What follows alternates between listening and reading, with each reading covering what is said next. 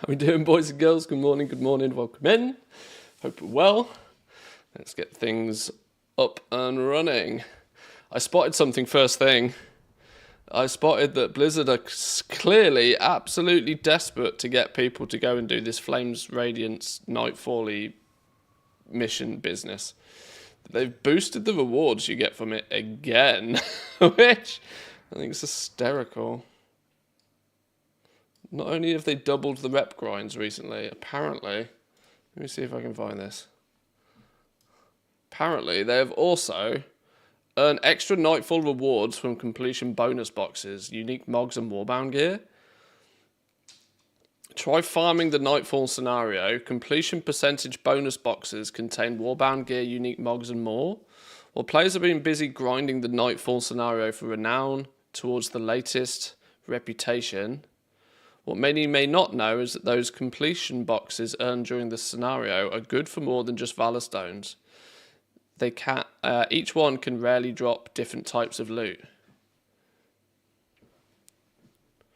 Oh, is this maybe not the fact that they've actually done anything about it? This is just the fact that they've paid Wowhead to tell people that there is actually reason to do it. Most people will have already... Oh, so they haven't actually bumped it anymore. Oh, well, they haven't bumped it anymore. It's still useless. I'm not going to bother. Alrighty. First things first this morning, actually. Before we go and do anything too serious, let's check the auction house account. Get our auctions in order. Not that we have many of them at this moment in time. I'm not selling much at the moment, not crafting much. Just keeping things ticking over. That map's really big when I've got it full screen. Unnecessarily so. Oh, we sold a couple of pets, look. Oh, go on, we'll take that. Sold a couple of pets. Blackwater keg mover and a mecha gopher. 700 and something thousand gold for the two of them. 700k for, what does that make it? They were 5 Mechanicas each. 5 Mechanicas each, so 10 Mechanica for about a little over 700k, 70k per Mechanica. It's a little bit under average, I think, but I'm still more than happy with that. 70k per Mechanica, we take those. If anything, that helps pay for the each. That's like 2 accounts fully paid for the month, which is good. Means we might need to buy a couple more of those. That said, I didn't get anywhere near as many Mechanicas yesterday as I expected, so the supply of stuff is actually a little low right now. Actually, before we do this, let's do a quick cancel scan, because I bet the mounts have also been undercut. Didn't sell any of the mounts though, unfortunately, but a couple of pets we take. I still technically don't have enough Mechanica lying around to keep even one of everything on the auction house. So I'm the grind is still on to get more of them.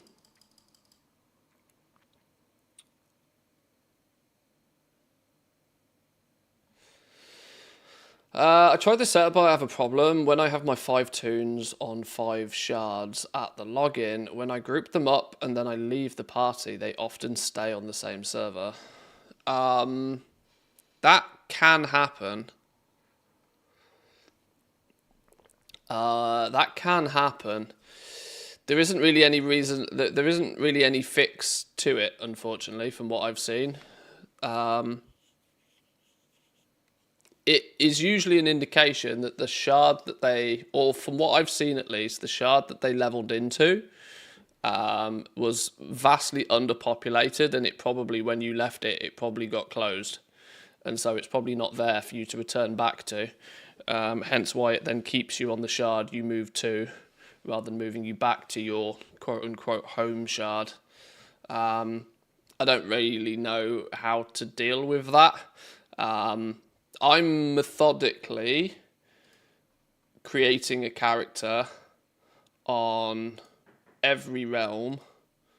I'm methodically creating a character on every single realm so that I can, once I've finished, I can shuffle things around a little bit and try and make it so that, you know, at least 3 of the 5 are on a separate shard to speed things up.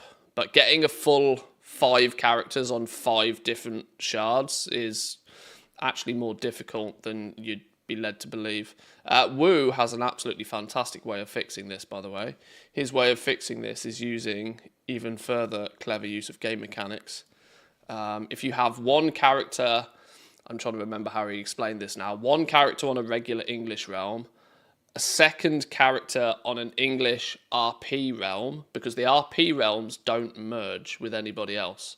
So you want to try and get as many of your characters onto like different categories of realms. That's pretty much the only way to guarantee. So like an English realm, an RP realm, a French RP realm, a French normal realm, you know, that sort of, so because realms are in buckets and some of them can't cross, probably means that the characters you've got are all within one bucket and they can merge, if you know what I mean. You probably know what I'm talking about anyway. But that feels like a smart-ish way of doing it. Yeah, here we go. English RP, French RP, and then German.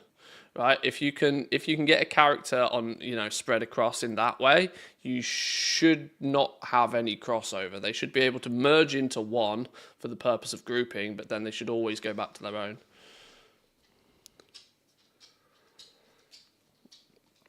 I think is how it works. I don't know. Selling the mounts for 1.3 mil. At the moment, I'm seeing just I've lowered my prices on stuff. I know I've said for the longest of time that I'm not really in any rush to sell some of this, but I was getting to the point where I nearly had everything up for sale, and I never want to be at the point where I've really got everything up for sale.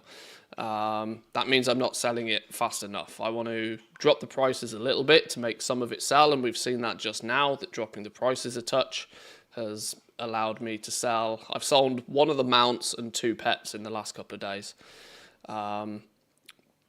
So it's an indication. Like, I'm trying to find where the biting point is for the sales right now. But of course, now that I'm running slightly lower on Mechanica and don't actually have everything up for sale, I can lift my prices again. There's no reason to be selling them faster than you can make them, if that makes sense. So let's get this lot back up and on the AH. Now, if it means I sell a couple of them out cheap, short term, well, so be it. It's no biggie. We have infrastructure in place now to make more of them relatively frequently. That's kind of the whole point. My first 1 or 2, you want to make sure, you know, you sell them for a high price to get, but then, you know, if you, prices can be flexible. Right, let's get, do I want to, oh, I actually finished leveling a team last night that I haven't done anything with yet. I might integrate, I might 50-50 these into groups. So where I still have characters that are predominantly all on Draenor, I might merge, I might bump them in here. I haven't quite figured out exactly how all my teams are going to be yet. I want to make all of the characters first, really. Do you only post on Draenor? Maybe look spreading around where the prices are better. For the moment, yeah, I'm only selling on Draenor. But equally, the same logic applies that, yeah, once I've got more than enough to sell on my home realm, I will look at moving them elsewhere. I mean, yes, I could, in theory, then already take them somewhere else and try and sell them for more, but the reality is I'm happy with the prices, so it's all good. If somebody wants to come and snag a bargain buying it off me on Draenor, they can. That's up to them. If they want to take it somewhere else and try and sell it for more, they can. It's up to them. I'm focusing more on getting the setup done. And more importantly, I need to sell a few, even if they're cheap at the beginning, to recuperate the costs of setting all of this up, right? Because I bought 3 copies of The War Within. I bought game time for like 5 accounts. There was a month of game time on our 6th account for the Demon Hunter to level all of these up. These are all initial upfront costs. At least the 3 copies of The War Within anyway. Is gold I want to recuperate relatively quickly if I can.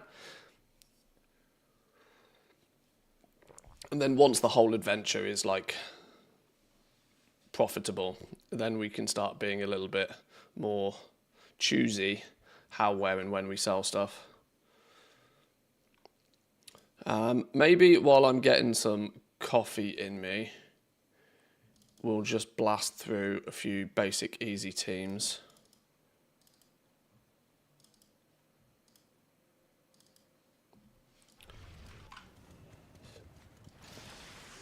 No, that's the wrong mount, isn't it? Overflowing barrels of slime roll backwards. Oh, thwacks up on my home realm as it is. And complete the slime cycle. We don't got real plants here in Undermine, but we got Go, gadget, go. Was anybody available anywhere else? Thwack, Nitro, and Tally was up on one of my other realms before we moved. So we should get 3 of the 4 rares pretty quickly on this first team if we're lucky.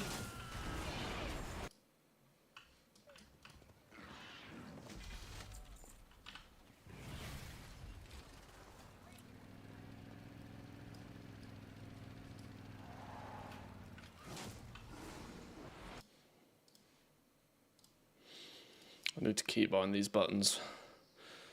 Nitro was on this realm. Oh, Nitro was nearly dead on this realm.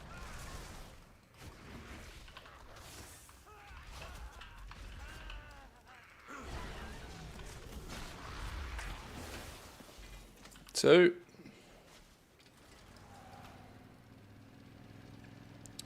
Right, Swigs or Tally? Swigs or Tally?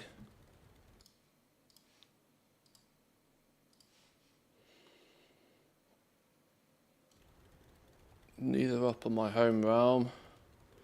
Nothing seems to be happening on these ones. Maybe we wait a minute for Swigs and Tally. Oh, Swigs was literally killed a minute ago on this realm. That's sad. I've just missed a Swigs kill. That's annoying. 988, 269, 126, 140, 182. Right, 5 separate layers. That's good. That means it shouldn't take too long. Shouldn't take too long.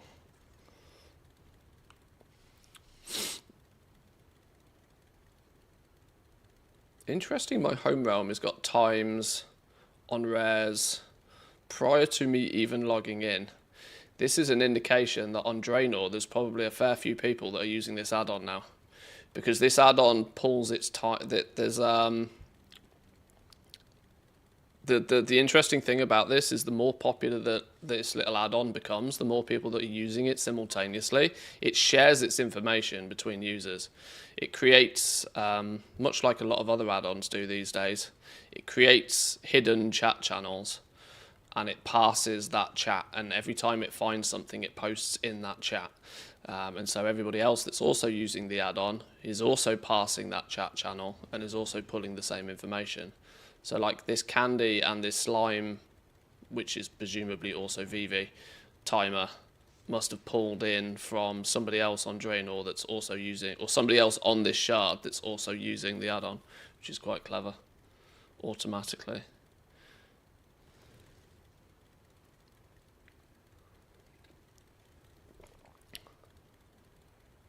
Wonder if there's any options for that. Display and report death timers with seconds included. I might do that. Accuracy is important. Accuracy is important. It probably changes the polling time of this and probably makes it use more, but accuracy matters.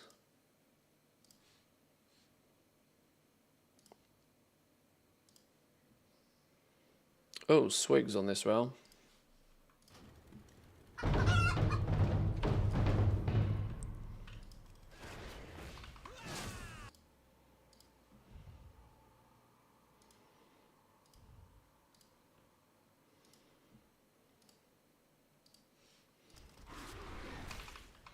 Welcome in, Santi. Good morning, good morning. Hope you're doing well.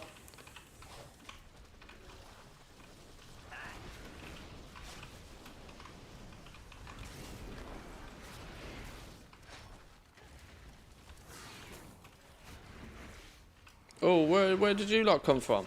Where did you lot come from? Go away. Didn't ask for you.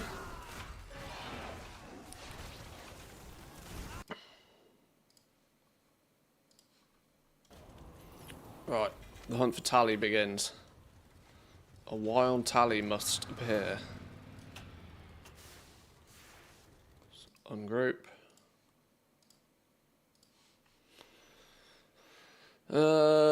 Tally, no Tally anywhere. Galagio on this realm. Is it one that's close enough? It's already dead. Or it's probably already dying. It's dead. Nitro. Okay, no Tally just yet.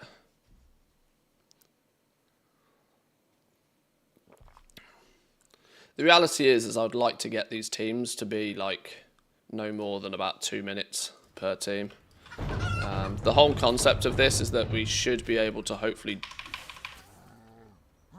Oh, I didn't get the tag on that, did I?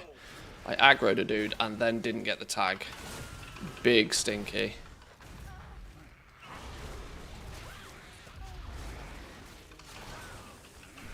Go away. Alright, we'll have to find it somewhere else.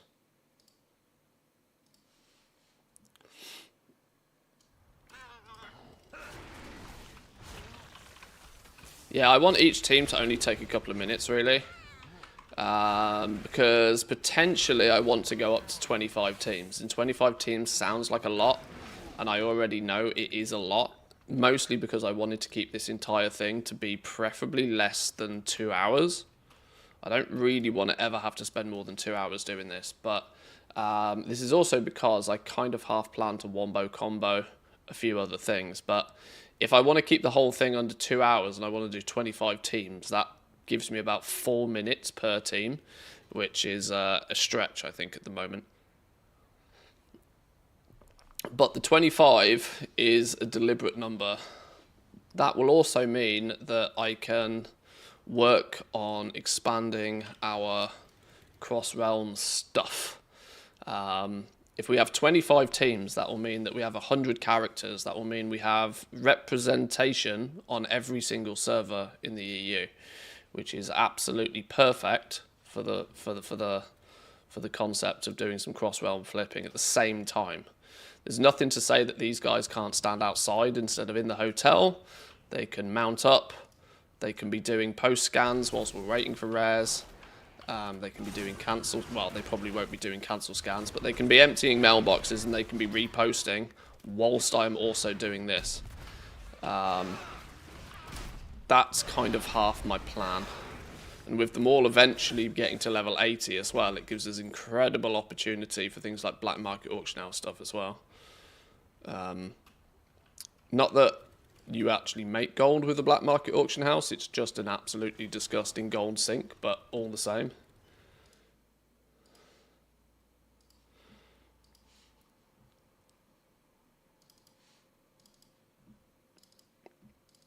So realistically, 5 minutes a team, 1 minute to empty mailboxes, empty mailbox, repost whatever we need to post on that realm, empty mailbox, repost, empty mailbox, repost, empty mailbox, repost. And as we're doing that, jumping and hopping between shards and my main account can be killing the rares, is the theory. Wow, that's a god tier server. Give me a god tier server. Give me an everybody server. We'll start with Swigs.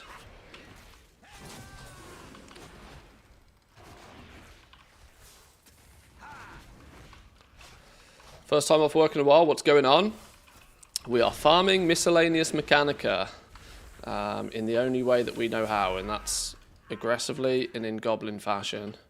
Miscellaneous Mechanica goes into making a bunch of pets and mounts, all of which are incredibly valuable due to the difficulty in getting miscellaneous Mechanica. And so we're scaling as goblins scale in order to get as many of them as we can, as quickly as we can.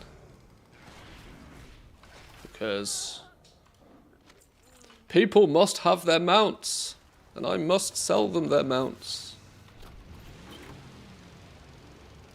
We don't got real plants here in Undermine, but we got the next best When we get the occasional god tier shard like this, where all 4 rares are up at the same time, I think keeping it under 4 minutes is easy. Keeping it under 5 minutes is very easy. Because we just go from one to another to another. Now, of course, the posting and the relisting and the auction housey side of stuff only needs to be a once every 48-hour job, so it doesn't even need to be done every day. But this is why the 25. This is why the 25 teams is an important number to me, because it gives us the ability to hit every shard, every realm in the UK, every realm in the EU. Why was the word UK the first thing that fell out my brain then? I don't even live in the UK anymore. Haven't done for over a decade. My pre-coffee brain is cooked.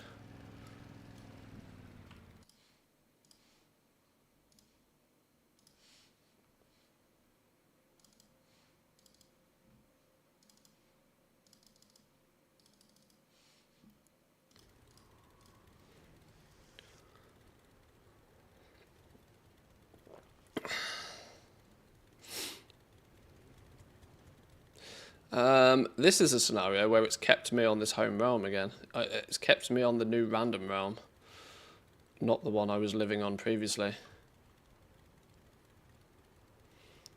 Okay, then we spawn in with this scenario where nothing's up anywhere. Thwack.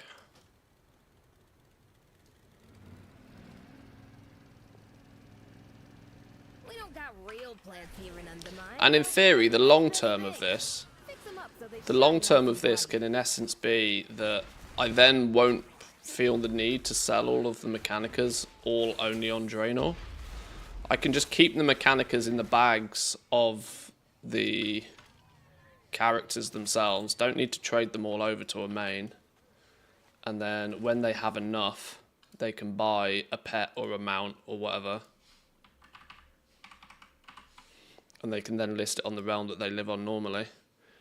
And that will naturally distribute our stock far and wide. Nitro's here.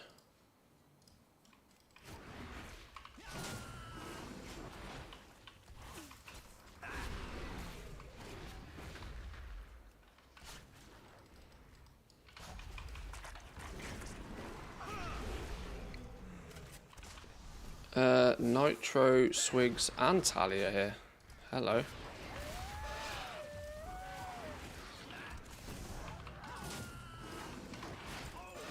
Now, I'm also somewhat slightly aware that I might be biting off a little bit more than I can chew. But is that not always the goblin way? I, for quite a while now, have not really had what you'd consider a goal-making routine. Mostly on the basis of the fact that crafting is one of those where it's very situational. I like to do a bunch of crafting. Well, let me put it this way, it's quite simple. I like to do crafting when there's profit in crafting, but when the profit margins are single digit, it's too much like hard work as far as I'm concerned. I want 20% margin via crafting before I even bother.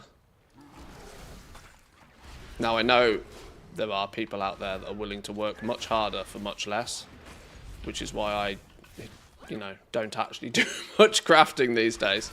Although I do keep my professions up to speed, and I love the concept, and I love tinkering with it all. And concentration crafting, unfortunately, for me, is just a... concentration crafting still feels very much like a McDonald's job. Not that there's anything wrong with a McDonald's job for earning a bit of money. But it feels like far too much like hard work for what you get out of it.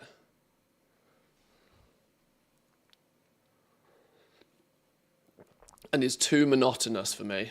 Far too monotonous.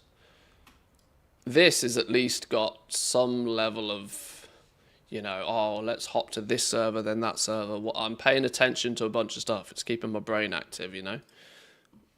Oh, I've just clicked the log out button. That was not the button I meant to press. Even though this is repetitive in its own right,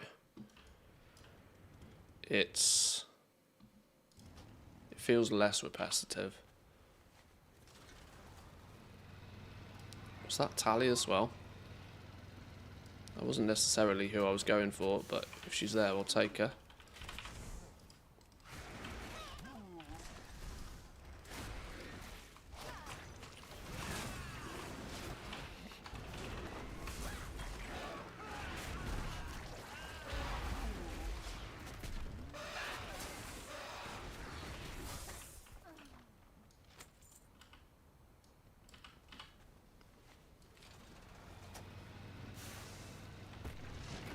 Still reach Nitro? Yep.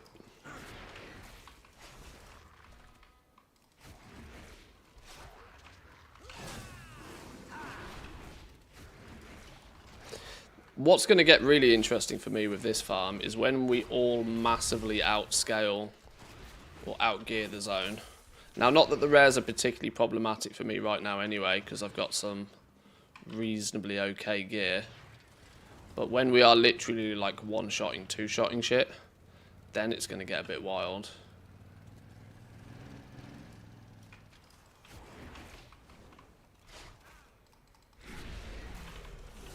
You're going to keep it strictly to the 4 hotel rares from now on, then. Well, this is another thing, right? That if I shoot for 25 teams, that feels like significantly enough rare killing to start to consider sacking off anything else that's not by the hotel.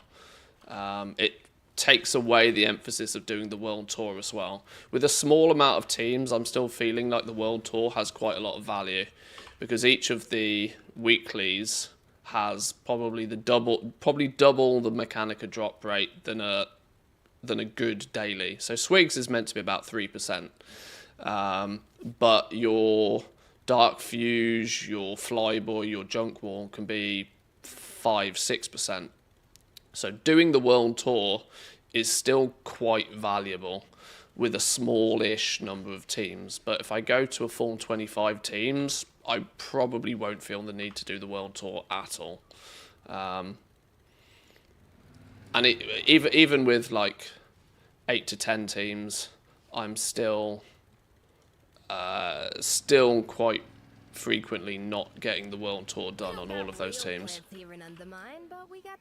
So it's the world tour's almost too much like hard work already. So yeah, the soonest I can cut that out, the better. And the way to cut that out is to have more teams to do the easy shit. We don't got real plants here in Undermine, but that's the theory. Welcome in, Woo. Good morning, good morning.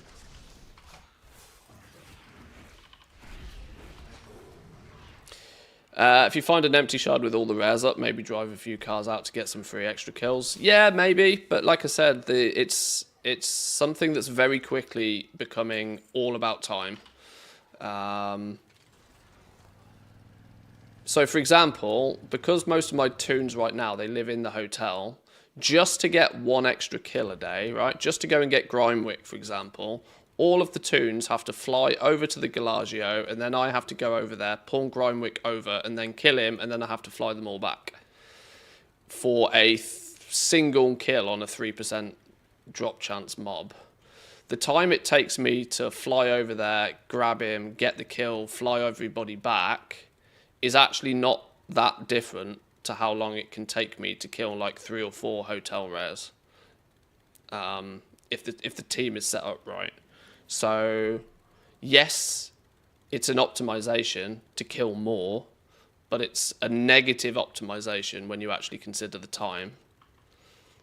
But yeah, you are right. If you get a god tier shard where everything seems to be up, then it's not a terrible idea to do if you are willing to spend more time. And my goal with this, really more than anything, is to limit the time it takes to do it, not increase the time I spend. Because I'm already kind of at the limits of what I'm willing to spend time-wise on this whole thing.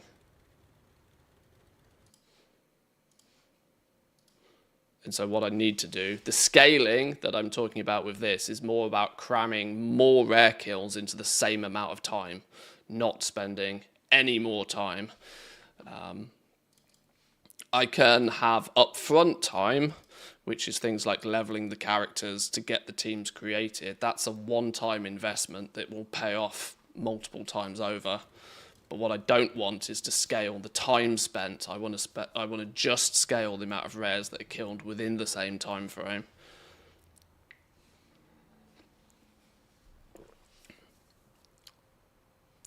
Nitro, Swigs, and Tally. You win. You win, because Swigs is the most important.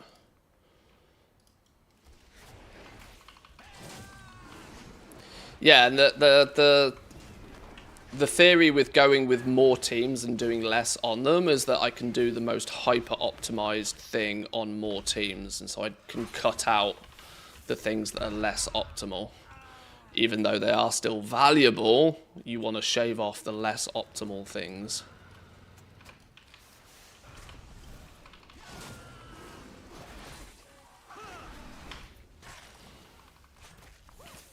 Now, you will obviously still have less results than somebody that is willing to spend 12 hours a day and kill every single rare on 25 teams. But that person is going to drive themselves into an early grave. And Kachak put this really nicely yesterday on his stream, actually. Kachak turned around and mentioned that it's better for him to be able to spend an hour a day on this, but to happily and quite easily do this for the next 6 months to 2 years even. In comparison to grinding 8 hours a day, but then in 2 months you're completely burnt out and never do it again. Long-term wins, but to get that long-term system set up, you have to optimize and not spend too much time on it.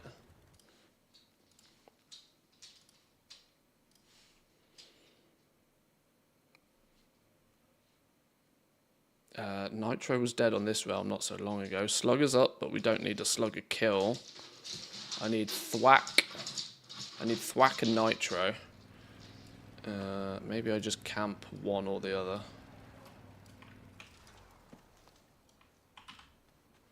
Thwack or Nitro, I'll take either. Because I don't want... Oh, it claims Thwack might be up. Oh, Thwack maybe was up. But now he did. He did! My game lies. Sometimes it lies. Oh, it's because Thwack's up on this realm. It was getting confused.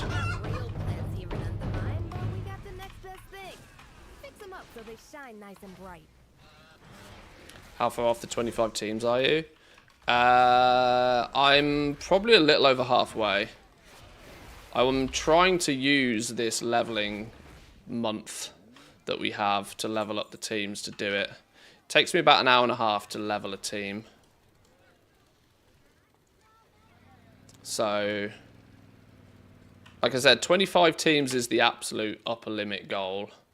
When we get most of the way there, we don't need to totally cross the finish line as fast as possible. But when we get into the upper teens, we can start to balance things. That's something I'm going to need to do. I'm going to need to swap the teams around a little bit to make sure that they do all sit on different shards most of the time. Like these two, for example, are sat on the same realm. This is why I sit them on the two benches inside the hotel. It means I can very quickly and easily see, oh, two characters are on the same shard. What I want is I want them all to be loners. I want them to have no friends. More Frenchies, more Germans. Yeah, splitting them up across the different realm buckets is the plan. But I want somebody on every realm first, and then maybe we can do that. Wait, hang on. Oh yeah, it's just nitro I need, isn't it? 1 nitro kill. I'm going to, since the rare scanner is sometimes 50-50, I'm going to hop between the shards anyway, just so I can get a visual, just in case the rare scanner cannot be trusted.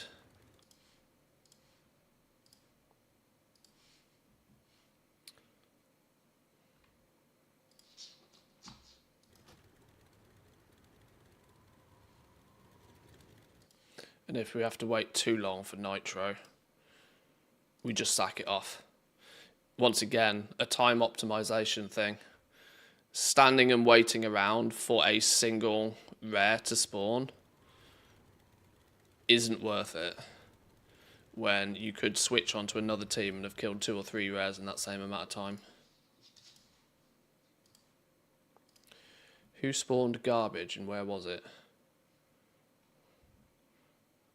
I don't actually know now, I've lost it. Okay, we might sack off nitro on this team.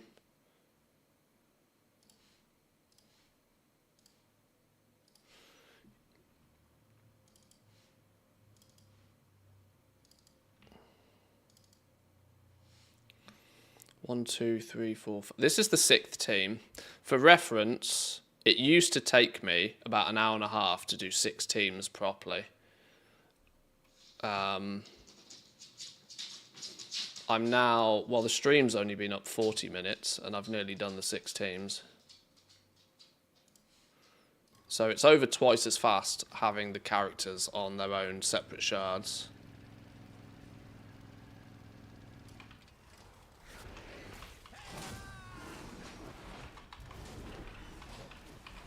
Almost 3 times as fast.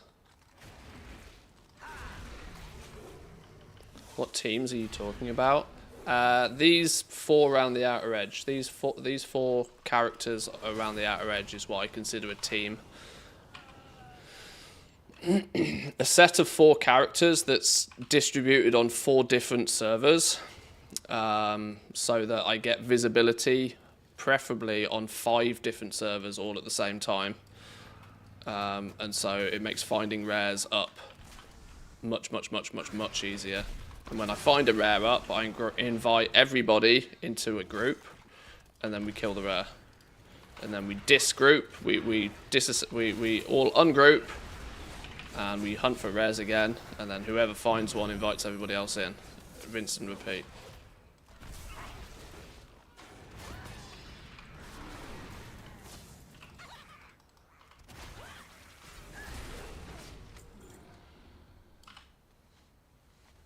Is Thwack actually up?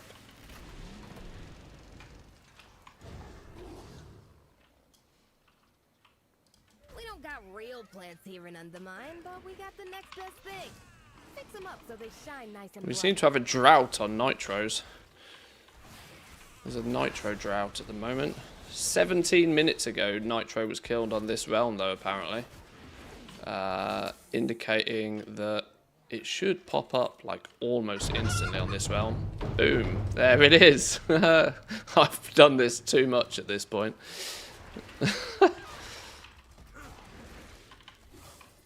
Maybe we don't have a drought on nitros. Right, you need to die double time because those big shots still hurt.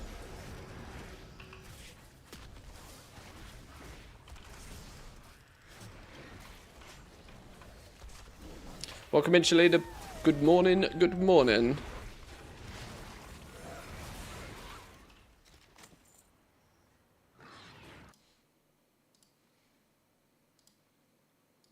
So yeah, 6 teams in like 44 minutes, with me starting the stream. So it'd probably take 10 minutes off that. 6 teams in half an hour. 6 teams in half an hour means if I do push to, let's say, mathematically 24 teams, it should take me 2 hours to do the whole thing. which if I can also weave in a empty mailbox plus a post scan, let's say that takes an extra minute per character, I think we'll be absolutely balling.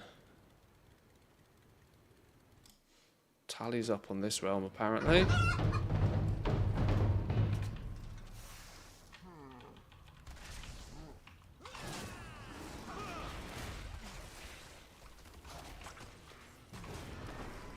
Now, I don't particularly like surmising things down to a gold per hour, but I know that's how the community likes to value things. But this will, at that point, then be... Let's go as far as to consider it maybe not in gold per hour, but in Mechanica per hour. Let's do some quick napkin maths. If we've got 25 teams, 4 characters on each, that's 100. And we kill 4 rares, that's 400. That's 400 kills in 2 hours. 200 kills, let's say a median drop rate of 2%.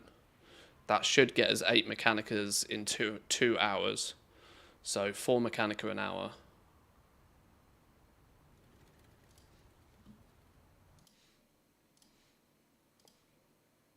Which is not bad.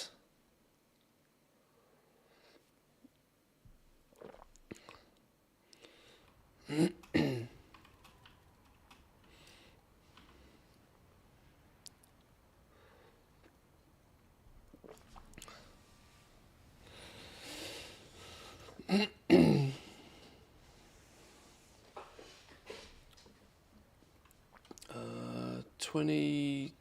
53, 45, 55, 06 and 182. Everybody's split up. Where's this garbage spawned? Ah, far too south to get a tag on it. Who do we still need? We need Thwack. Thwack, Swigs and Nitro. Dry on this one. I'll camp Swigs. Swigs is the one that we actually care about. Let's do some test invites. No.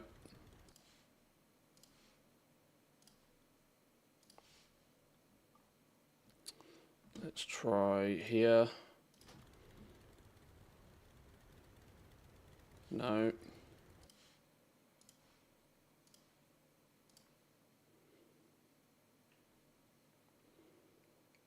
Try down here.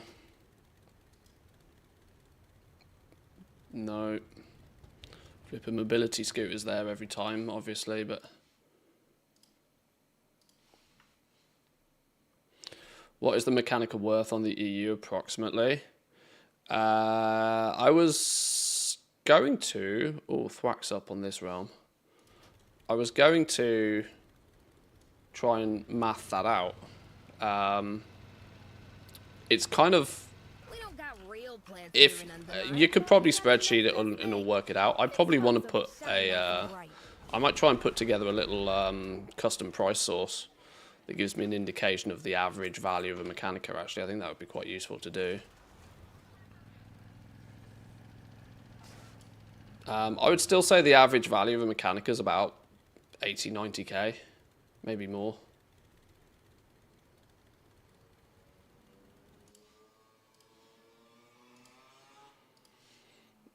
Swigs and Nitro, still missing.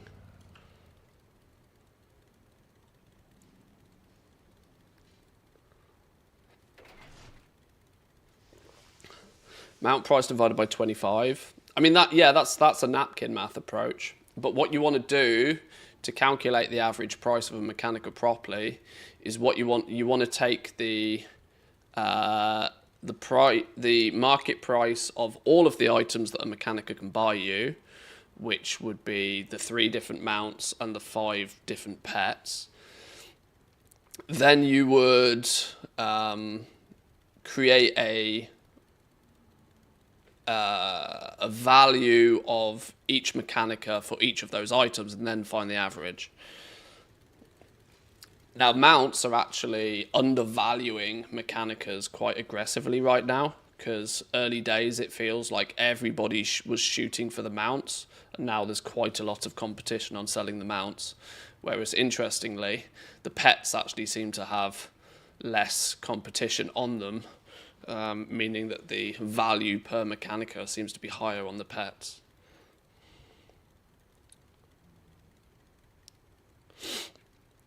$300,000 gold an hour is pretty insane. Kachak said he was getting 1 million per day on average. Yeah, that valuation was based upon how many Mechanicas he gets, and that was also taking into consideration the NA average prices. He uses a little spreadsheet, because of course he does, to figure all of this stuff out. I think, you know, this is, I would also point out that number is probably like, you know, that's an item value number. You've also got to sell it. That's not far off one of those sort of you know, farmed item value numbers.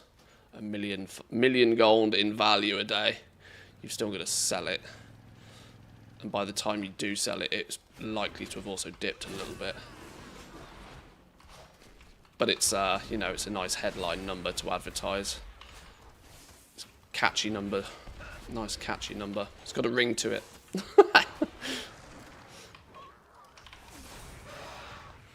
That leaves us just Swigs to kill. That's annoying. I'd usually leave one if we were missing one, but Swigs we don't leave. We don't leave Swigs. We lurk for Swigs. Swigs is worth sticking about for.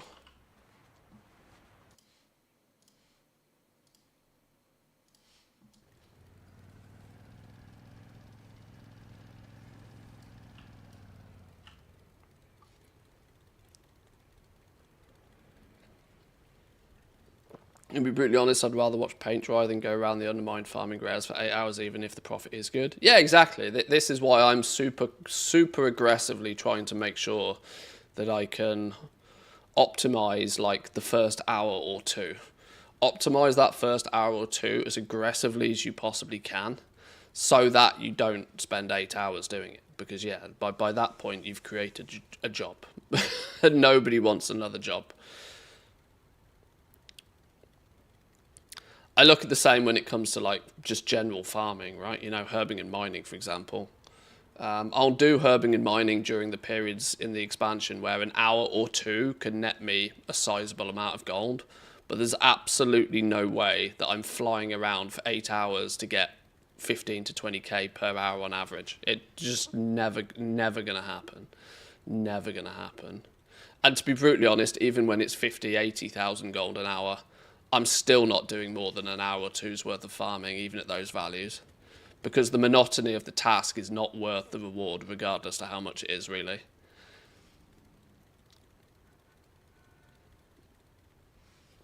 I like the fact that we can bang this out for an hour or so. I can get some coffee in me. It allows people to flow into the stream. And then we can transition into doing, you know, something slightly different. That's kind of the theory there, really.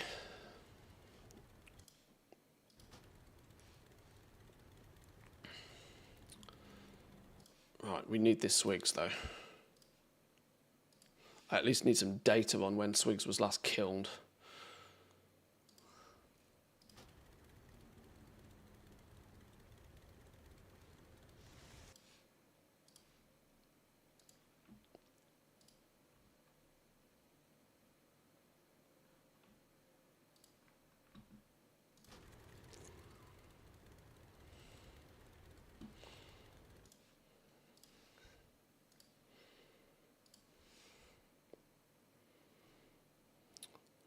This is a never lucky situation.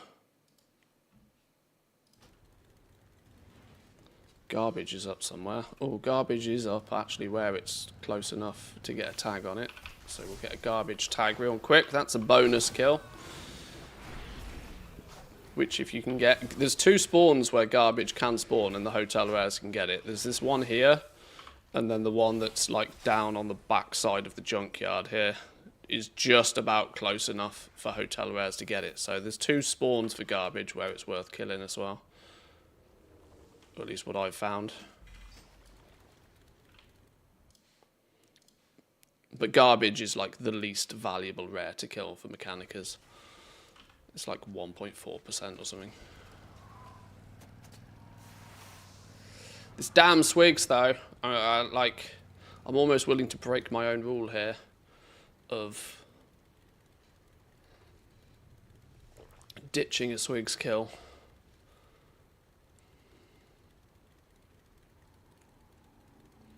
Because I don't have any estimated times on Swigs even.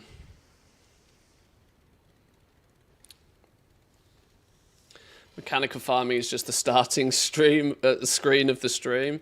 Well, in a way, we could get it to that point. Yeah, if I can, you know, like I said, the first hour of the stream, maybe when people flow in, we can do some Mechanica-y stuff. And also, like I said, long term, I want to wombo combo this so that each character on their own individual realm can be responsible for posting that realm's stuff. So if we do any cross-realm arbitrage sort of stuff, buying, flipping, selling, all of these individual characters can also be responsible for that. It's like it's another multitask feature.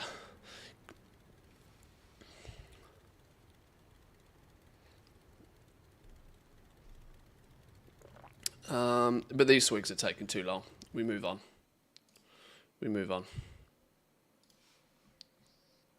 That was fucking Swigs.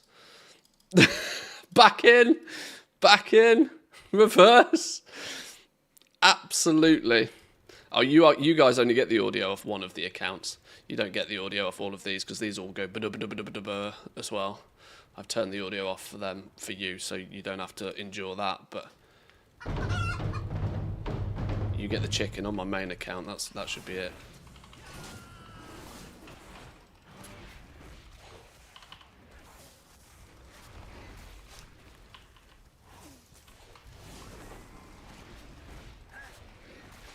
Best way to make anything happen quickly in this game is threaten to go do something else. It's almost like the game is listening. Right, now we can log you out properly this time. I need to hotkey. I just make these keybinds F1, 2, 3, and 4, I think.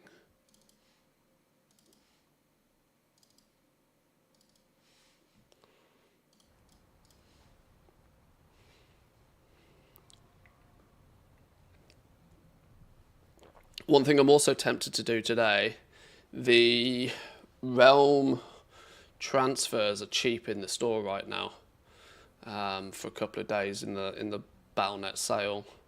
I'm tempted to, is that God tier realm? I'm tempted to pick up a couple of cheap packs of those to turn some of my Draenor tunes to other places because I got too much on Draenor. And if I've got the 70s, if I can move a couple of them about, that's less new tunes I need to level. I don't mind having like maybe 2 characters per team of 5 on Draenor, but preferably not more than that.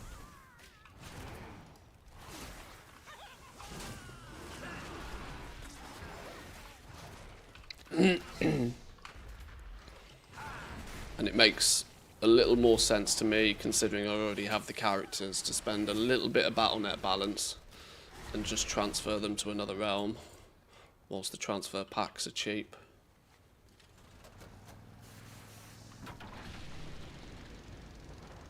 We don't got real plants here in Undermine, but we got the next best thing. Fix them up so they shine nice and bright. I think there's only a couple of days left in the sale. I think the 5 packs... Were they 5 packs? I can't remember. Or 6 packs of realm transfers were like 50 euros or something.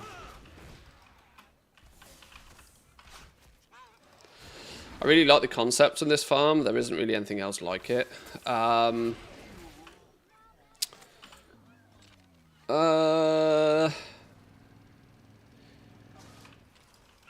I don't think there's really too much else like this.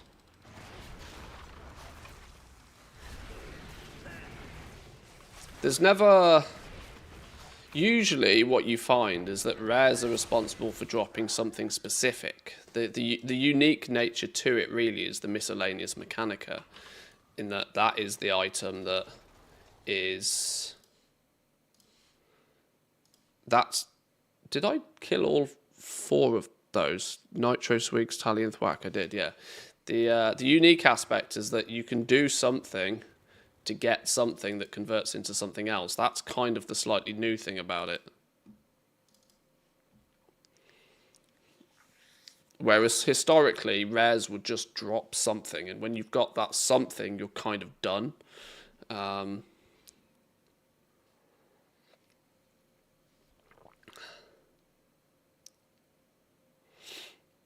theory, you could do something like the Corthia Shoulders with teams like this too. Yeah. I never, even way back in the day, put enough effort into figuring out exactly who dropped what with the Corthia Shoulders. But yes, the theory is relatively true, that you could do realm hoppy, shard hoppy scenarios to farm rares in Corthia for the shoulders, because they were also like uber low drop rates. But the different shoulders had the Corthia shoulders that are actually big money these days were the like random drop ones. Like the ones that dropped off rares were quite popular, or readily available, I suppose. Oh, no, wait, hang on. Now we're into the all Draenor teams. Okay, this is where I actually want to start making some slight adjustments to this, because all Draenor teams are slow AF. So what I want to do at this point is I want to merge in a couple of these bonus characters that I've made. So you, who have not actually been summoned in yet, but you are going to squeeze in here as a bonus. We'll do 2 bonuses. So now we've got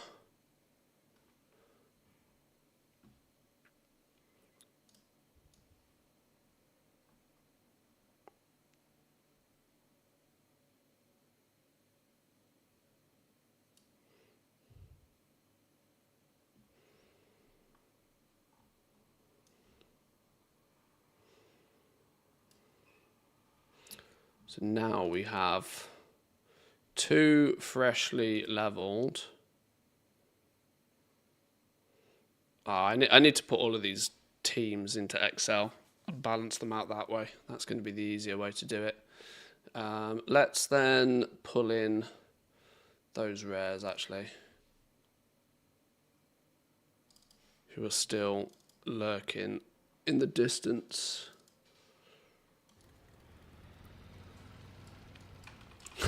Corthia was peak, wow. I mean, you'll trigger a few people with statements like that. I see, the irony is, right, a lot of people have aggressively negative connotations towards Corthia, and I think timing has everything to do with this. I don't really think Corthia was that bad of a zone. It certainly wasn't the best one that Blizzard's ever made, but it also wasn't terrible.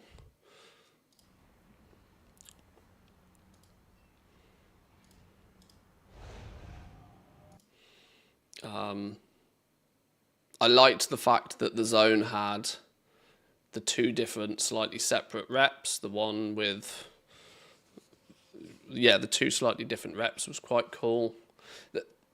Honestly, the biggest issue with Corthia more than anything else was it came straight after the Maw. It's like I said, I think timing is everything in this scenario. If they timed Corthia to not be straight after we just had the Maw, it'd probably been far better received. The little mini game of going in with a team of people and pulling chests about and stuff, like there was some relatively unique gameplay aspects of Corthia, which were not, in their own right, were not terrible. But Corthia landing straight after we'd just spent a few months in the moor, which everybody absolutely detested, and then instantly people just labelled Corthia as the Moor 2.0. It was just really poor timing.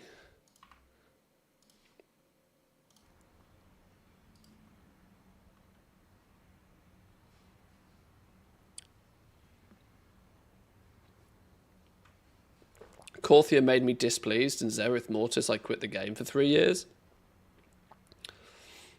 Now, you see, I rate Zereth Mortis as one of the best zones that Blizzard's ever done. It equally intrigues me. What frustrated you most about Zereth Mortis then? I will say nothing as to not influence your answer, but what was it that grinded your gears about Zereth Mortis then? Or was it more to do with the fact that by that point in Shadowlands you were just absolutely cooked and were basically going to quit anyway?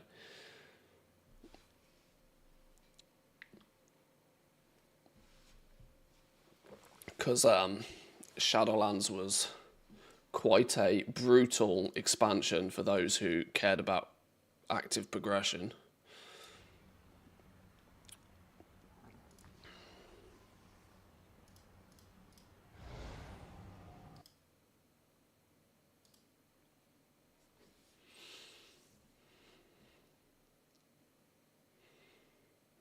Where's the invite? There we go.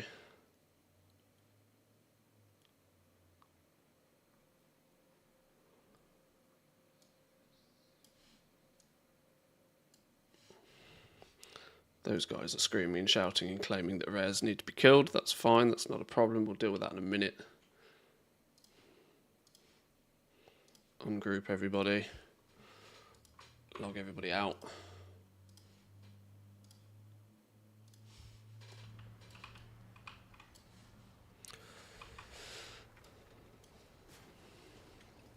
As a mount collector, I was on the way out from Corthia's grind, and then the mounts from Zereth Mortis tipped me over the edge not to enjoy things. Oh, because they had the protoform synthesis system, didn't they? So you had to first do something to get the recipe to get the mount in the first place. Then if you wanted all of the mounts and all of the pets, you had to spend a long time grinding, what were they called, Genesis shards or something. Now, yeah, I can see how that would have pushed people a little bit over the edge, because it was quite a lengthy grind in order to get all those Genesis, were they called Genesis moats? Moats, maybe? Yeah. But on the flip side of things, I can absolutely see why that would have yeah, that would have probably pushed people over the edge. But at the same time, it could have quite easily just been tagged as one of those things you do long term, because Genesis moat farming was at its most difficult when the zone was current content, because, you know, you had time to kill on each mob was, you know, quite a lot. That said, now you can run around Zereth Mortis one-shotting absolutely everything, and you can probably spawn hyper spawns solo in Zereth Mortis now. I reckon you can grind out moats super mega fast these days.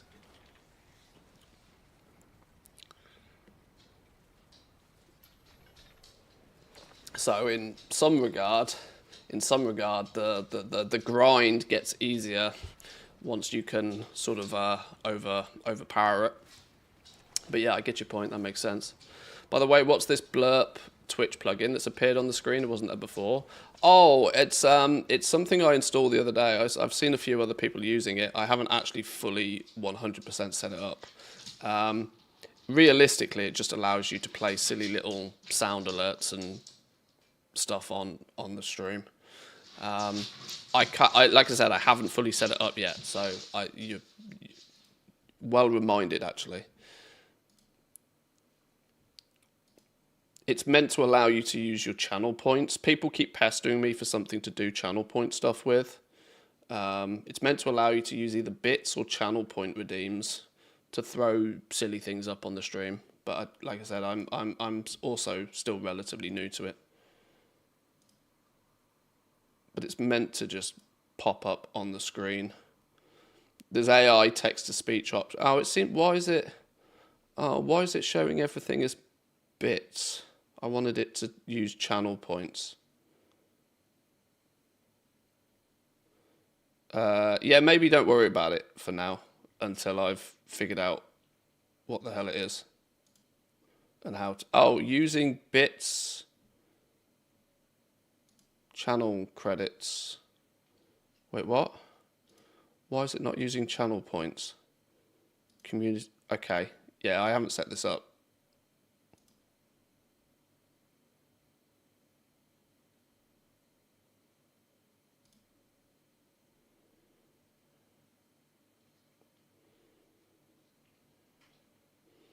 I thought it used your regular channel points. Maybe it doesn't.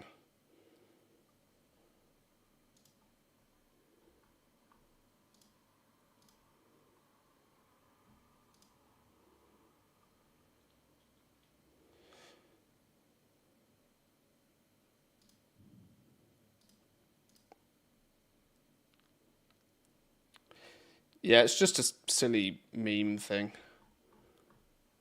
But I was expecting it to use channel points, and it doesn't seem to use channel points. That's probably a setting on my end. I'll figure it out for tomorrow. Right, where did we get to?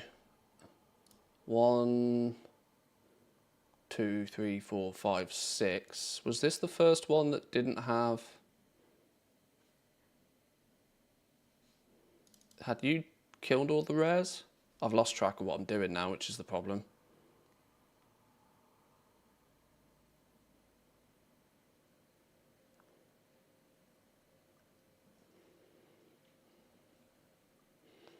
That's why I shouldn't play around with the different team compositions. Okay, this dude has done his stuff. So you're done. You've made your kills. Which is the first character that hasn't done any kills? You?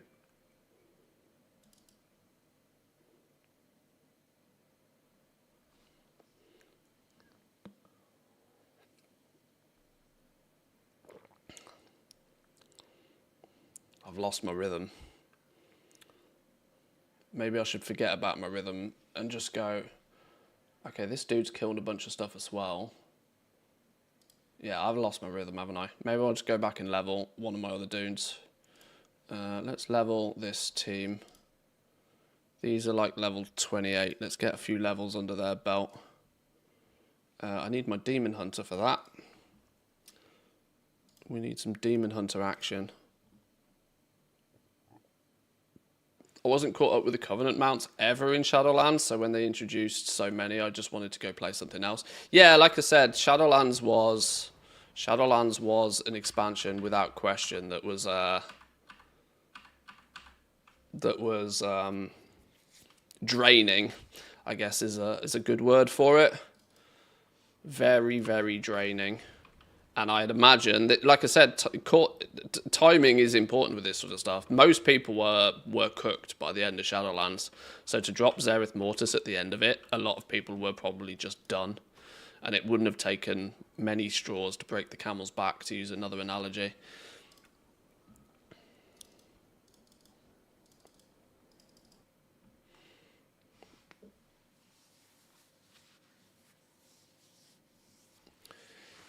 Yeah, because the Covenants were grim, weren't they? It wasn't until right at the very end where they opened it up a little bit more so that you could hop between them.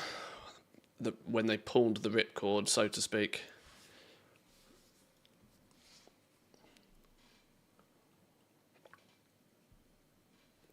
Oh wow, 4 shards with basically nobody doing anything on. This is the blessing of doing this at this time of the day.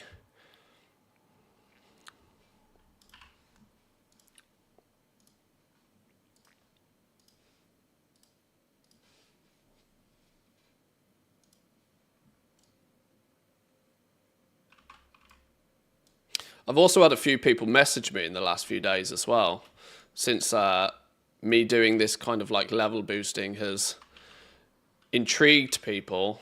But I've also had some really nice DMs from people over the last few days offering like words of wisdom from what you would probably consider some of the more professional boosters, who have been like, oh yeah, if you want to do that, try this zone for this and that zone for that and stuff, and check this out. And you know, it's been quite nice that a few people have reached out and said, hey, look, I see you're doing this all of a sudden. A couple of people pointing out the Siren Isle is absolutely incredible right now if you have a high geared level 80, preferably a druid, which is something that's worth checking out for outside of time walking dungeon kind of 70 to 80 leveling, or even just straight up 1 through till 80 can be done in the Siren Isle remarkably quickly from what I can see right now. The same spot as what we did when the Siren Isle first came out to grind out those 7 fragments. There was a hyperspawn there that obviously was used quite aggressively when people were trying to get those fragments for the mount, but then as soon as people got the mount, it was hard to find people doing groups for it. But apparently we've now got so much gear that like 660 item level boomkins can just run through there, hyperspawning the shit out of the place, and it's a quite competitive 1 to 80 grind.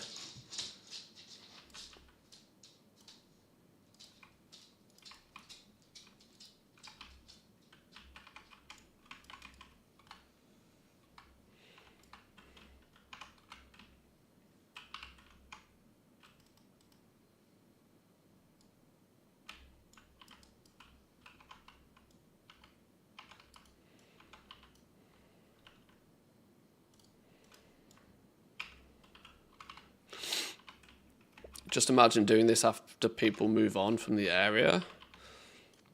What this, I quite frequently find the zone free and empty and free for myself.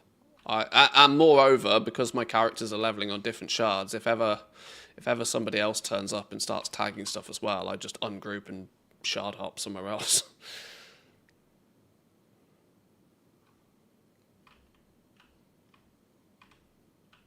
Of farming the Mechanicas. Yeah, I mean,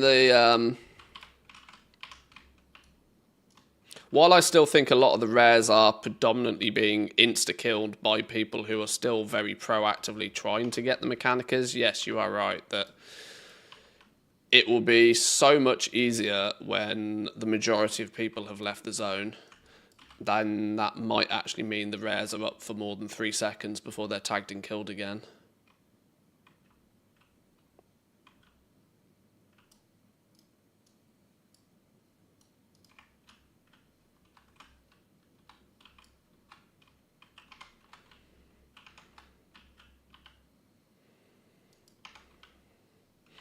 Does the Lariat recipe potentially drop from here? It needs to not only be the Storm, but I think it's also only the Storm's rares that drop the Lariat recipe.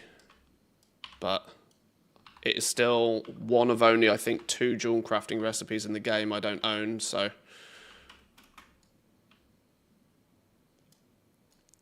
We somewhat killed the Longboy meme. Blizzard killed the Longboy meme. I'm not so willing to kill the Louis doesn't have the Elemental Lariat meme just yet. Manthius, sorry. You know my real name. It's no secret.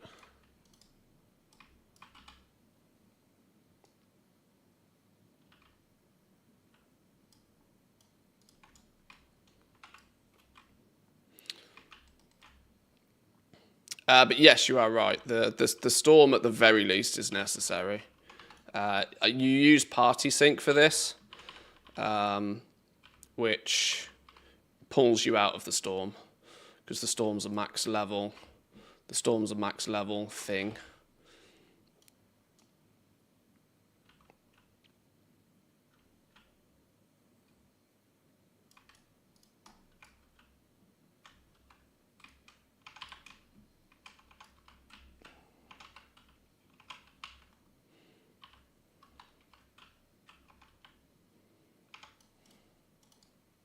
Or at least the way I've been doing it anyway. Like I said, I do not profess to be a pro at this thing in any way, shape or form. I'm mostly doing what works right now.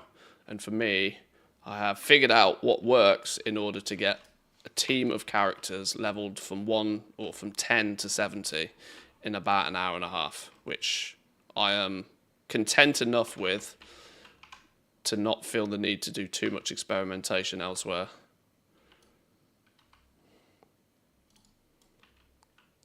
If it's not broke, don't fix it theory, really.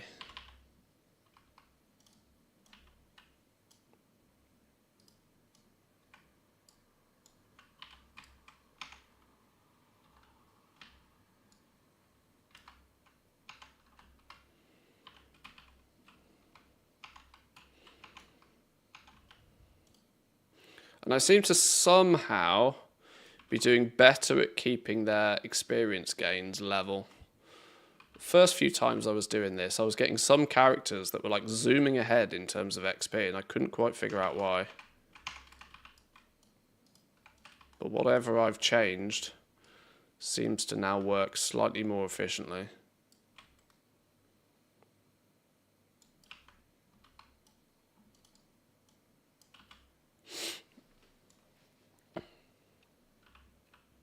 But I'm starting to do this even in a couple of chunks. Even the hour and a half it takes to level up a team, I'm sort of not necessarily doing it in one go.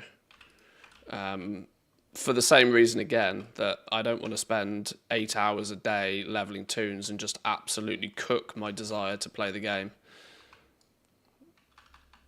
A little of everything in moderation is the way that we are doing things these days.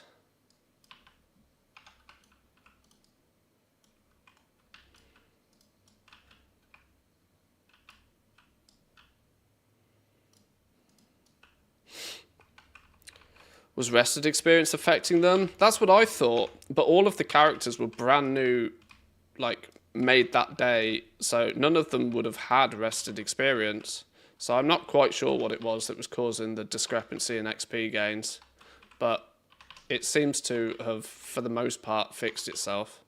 The only thing it could have been is that some of them were getting tags on mobs and some of them weren't, in scenarios where I wasn't the only person farming.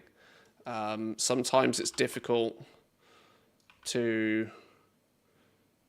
If you get the tag on something like the second it dies, it doesn't necessarily share that tag with everybody in the group, weirdly. Which might have been maybe possibly why, but I don't know. Whatever it is, the bars seem to move up relatively equally now.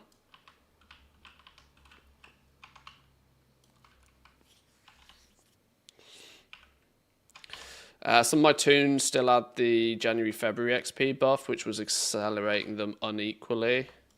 Yeah, if my characters were old, I would have understood, but as I said, with them all being like brand new, freshly created characters, I couldn't quite work out why they were leveling in odd fashion, but it doesn't matter. Once you ding level 70 anyway, you can have toons that are as much as like 3 levels behind. The level jump increases so much when you ding level 70 that by the time they've all caught up to 70, the first dude that dings 70 is like 70 and a half instead. It just, you know, it's only going to affect the 70 to 80 grind a little bit. Not enough for me to worry about. The only problem is if you accidentally push one toon all the way to 71, then it pulls everybody out of party sync and screws things up.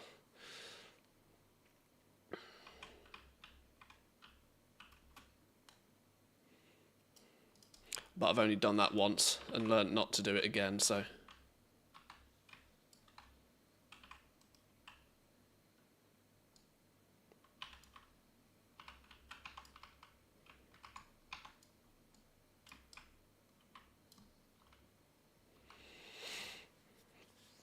Just rolled out of bed, got coffee, time to wake up slowly. That's the way to do it.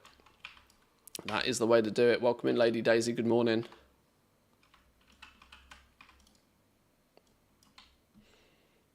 Keep stress to a minimum round here. Stress to a minimum. I let Ranthius free occasionally. That de-stresses me for a day or two. And then we go back to just chill. Chill vibes. I actually got a really good night's sleep last night for the first night in about a week.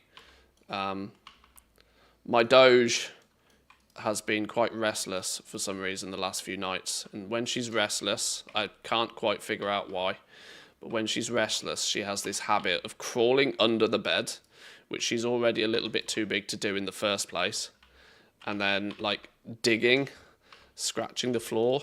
In dog language, I believe that she's probably just like de-stressing herself by doing it. I mean, she's absolutely zonked on the floor right now. She's chilling, but in the middle of the night when she starts scratching on our wooden floor, you know, that is an instant wake up, tell the dog off situation. When that happens 5 times in a night, I've woke up most mornings being like, oh my God, I feel like I haven't gone to bed yet.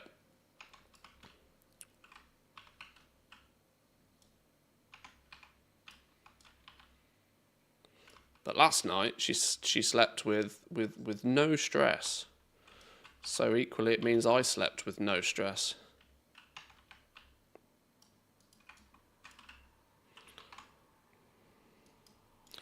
All of this to anybody that has children sounds absolutely pathetic, I know, but I don't have kids, I have dogs. So my threshold for nightly annoyance is different.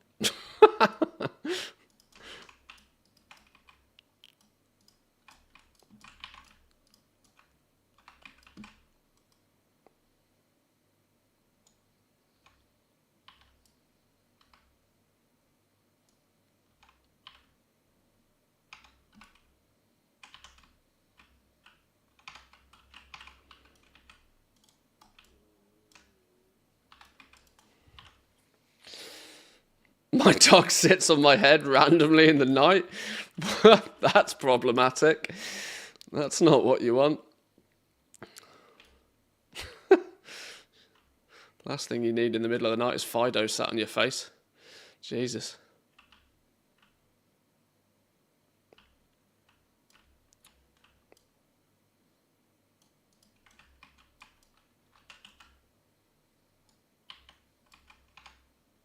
My wife often complains, Mrs. Matthews frequently complains that our black dog, who is down here right now, will often literally walk over her in the middle of the night to lie at the bottom of the bed. Now, she's never once done it to me, or should I say if she has, it has not woken me up. But Mrs. Manthis quite frequently says that the dog literally stepped on her chest in the middle of the night and woke her up. It's like, how rude. How very rude. Never done it to me once, though. Toddlers and pets, same but different. I know people who have kids get really arsy about when people compare their dogs in the same light, but my approach to that is fuck off. You chose to have kids, and if you didn't choose to have kids, you should have been more careful. I chose to have dogs, and I live with the I live with the repercussions.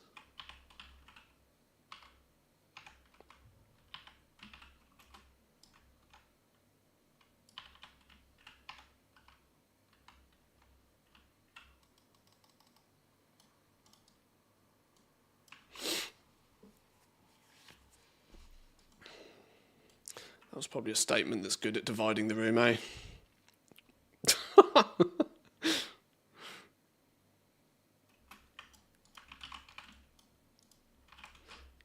Things are not respawning. Either I'm killing things a little bit too fast, or somebody else is lurking. I've not seen another. I've not seen another player about.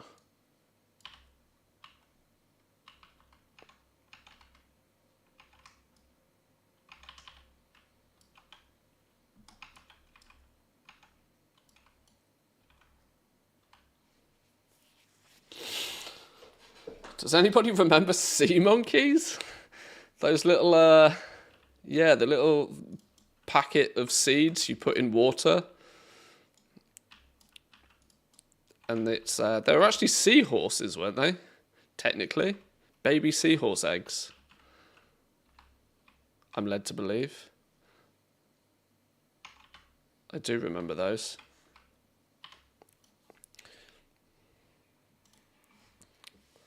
I chose to have dogs. Got an 8-week golden retriever last Thursday. Oh, Haley, you have my dog. I'm absolutely desperate to get a golden retriever. I keep telling the wife we need to get a golden retriever. I think they're absolutely beautiful dogs. They're a bit bigger than what we have now. But yeah, a golden retriever is very high on my list for the next one. You will have to share some puppy pictures. They are they are top tier cuteness. If we got a golden retriever, that would have to be a girl. It'd have to be a female dog, because when you already have female dogs, that kind of ties you into only having female dogs. Unless you want to multiply your dogs, of course.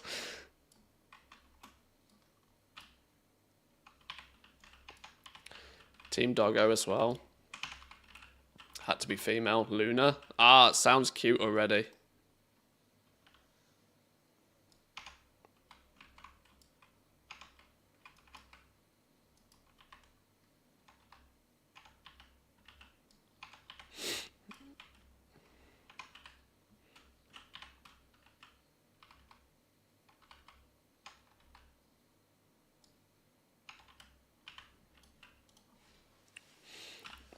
They're so smart, it's crazy. Yeah, like my pair are... Most people look at my dogs and they either think Husky or they think Border Collie. They're actually neither. They're what known as Finnish Lapland dogs. But their closest distinct relatives are probably Border Collies, so they're very similar. Border Collies obviously being bred for like herding sheep and whatever. Finnish Lapland dogs are bred for the same purpose, but not sheep, but reindeer, for herding the reindeer up north. So they have a very similar level of intelligence. And sometimes I worry that my dogs are too smart. Like, just genuinely too smart.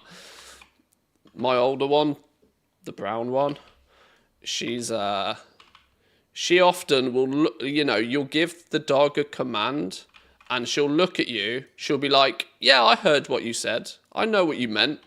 And you can see her brain is processing rational thought of that. Do I really need to follow this command? Nah. And she'll just ignore it. Not that she hasn't heard it. Not that she hasn't heard it. Not that she hasn't, understood it. But she has rationally decided that there is no reason for her to follow that command. And so she doesn't. Stubborn bitch. Far too clever. I need a nice dumb dog. One that just does what you tell it to.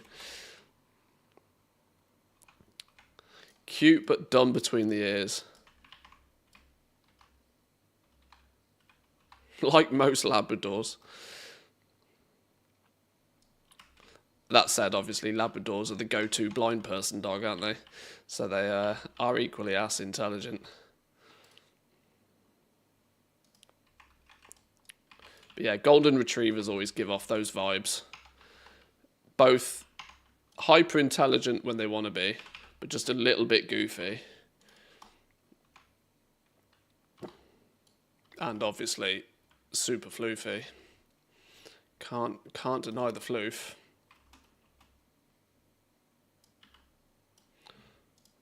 Let's make sure these guys don't go AFK. You watched Transformers again the other day? Well worth the rewatch. The first Transformers film is often one I will also rewatch, and mostly because the soundtrack in it is just really good. If I ever want to blast the home theatre system and make a lot of noise, I'll put Transformers on.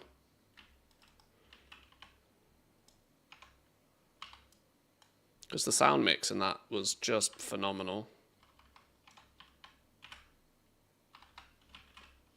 I mean, it's a pretty average film, but it's still a good.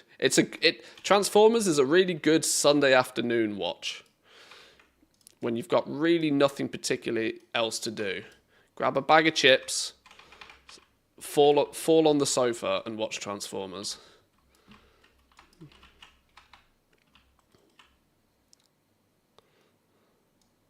Back before Megan Fox destroyed herself with plastic surgery. And LaBouffe went crazy.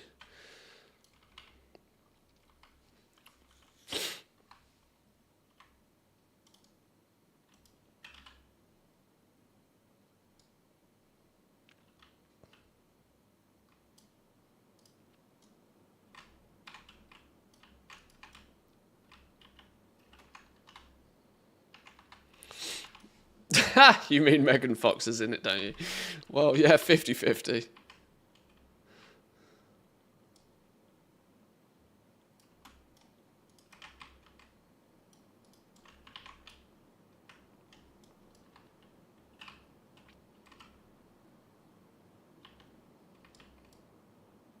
nothing wrong with a bit of eye candy. Is it raining outside? No, Mother Nature. We've had enough of this. We've had enough of this, thanks. It's been raining for flipping days. Just as I thought the sun was about to come out, it's tipping it down again. It's good for the garden, mind, but Jesus.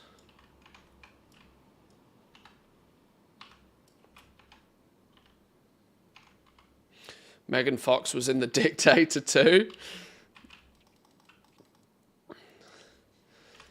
Sacha Baron Cohen, or whatever his full name is, I don't know how you pronounce it.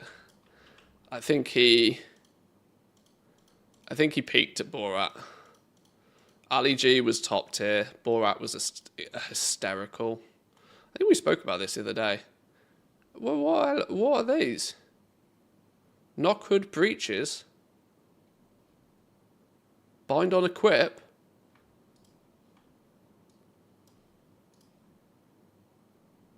Are they worth money? Probably not.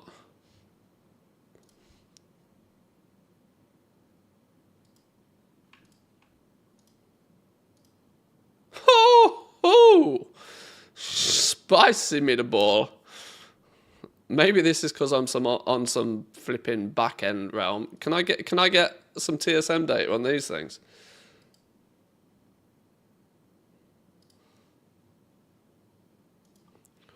Undermine exchange.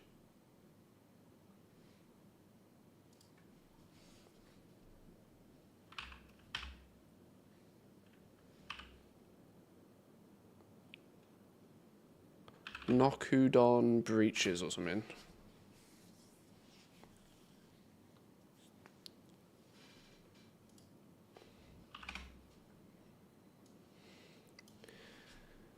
Knockudon breaches. Oh, okay. There's money in them. There's cash money in them. Ever since Dragonflight ended, at least. There's some money in them. They're mainly sold by K-Check EU, so yeah, they're valuable. Yeah. Huh. For as little as 25k a piece, but cool. We take those. That was an unexpected find. The fact that I must have killed 10,000 mobs out here, and that's the first time I've got those though, it's understandable why they're valuable. BOE cosmetics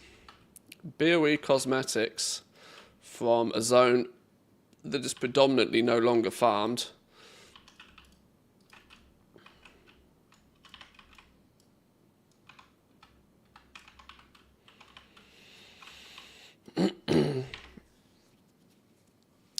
Corthia shoulders are still worth a lot, but I sold through all my stock.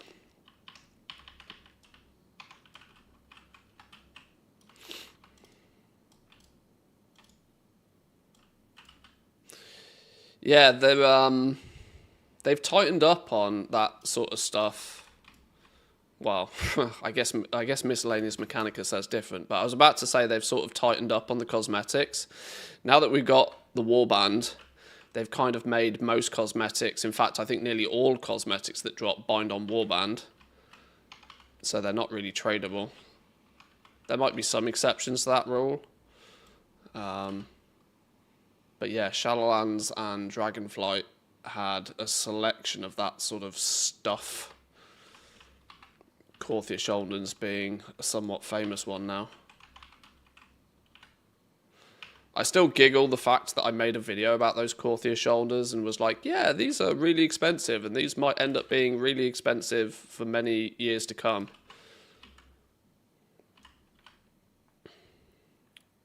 And a few people who took notice and agreed ended up being billionaires. I'm not saying they wouldn't have stumbled across that same conclusion themselves, but I'm at least going to claim a little bit of credit on that one.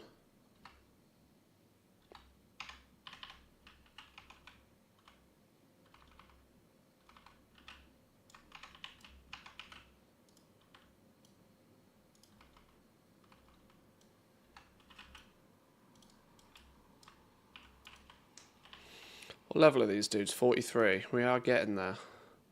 Slow and steady wins the race.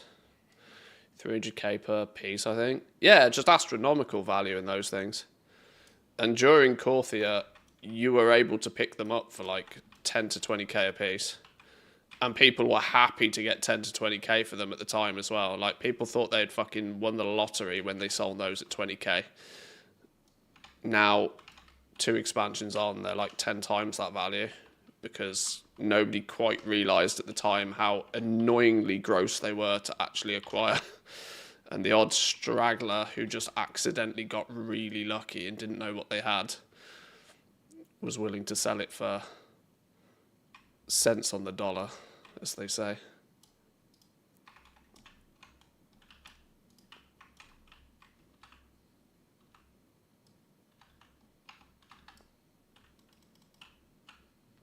And at the end of the day, if you got just really goddamn lucky and got one of those without really putting in any effort to get it, then 20k in your pocket that you didn't have the day before is still an absolute massive win for those players. This is usually what I tell to people who... It's so frequent you'll see somebody say that, oh, I haven't played the game for 5 years and I've come back and I found X in my inventory. How do I go about selling it? I now see it's worth Y. And the easy answer to that every single time is post it for 10% of what you really think. Post it for 10% of what the game sort of tells you it's worth, and another collector will snap it up off you. Be happy with getting a small win that you did nothing for, and just move on. If you try listing and the advice always comes out, oh, well, you can take it to this realm, or you can take it to that realm, or you can try and find a buyer on WoW Market. No, can all of that. Post it for 9% of what the market price is on it. Take your money, sell it to a flipper, sell it to somebody and make it somebody else's problem. You didn't do anything. Take a quick win and move on. Don't worry about it.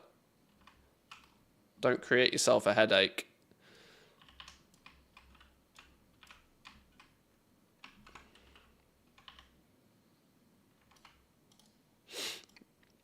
Was the drop rate low? Yeah, I mean, a lot of the Corthia shoulders, not all of them, this is the trick, right? The Corthia cosmetic shoulders, some of them are a piece of piss to get. But some of them are like 1% drops on rares. Meaning those are often there are some of them. I think there was like 10 different variations of them. Some of them came from Torghast, some of them came as worm drops, some of them dropped off rares. But ultimately, some of them were very difficult to get your hands on. When those randomly pop up on the auction house, people still to this day snipe them off.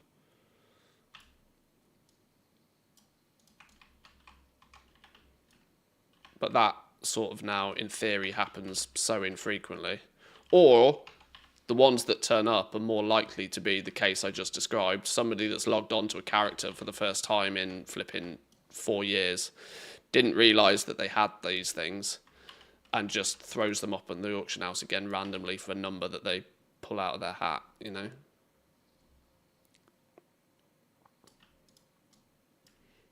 Conceptually, that's where a lot of this kind of like sniper bait stock comes from.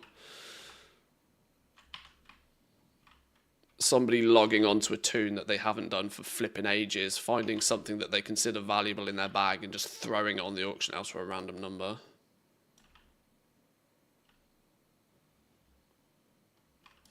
I must admit, the concept of farming them, I don't really remember in great detail.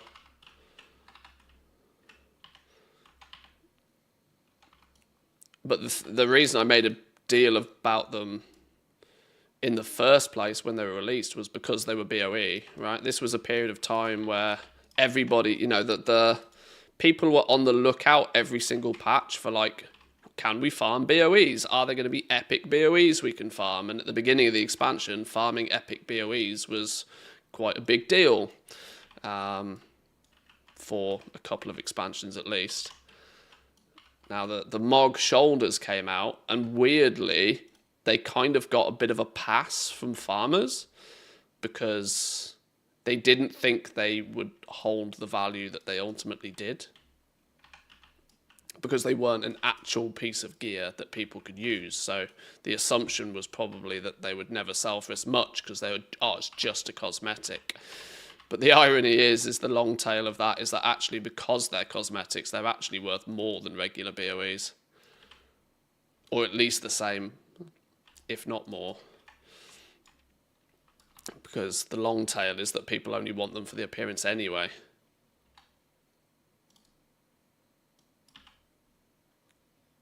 Wonder if the rares and Undermine will have similar Mog. Oh, they do. There's a whole range of weapons that are tagged as like gold plated, I think they are. Which at the moment, the 603 variations are still worth a pretty penny.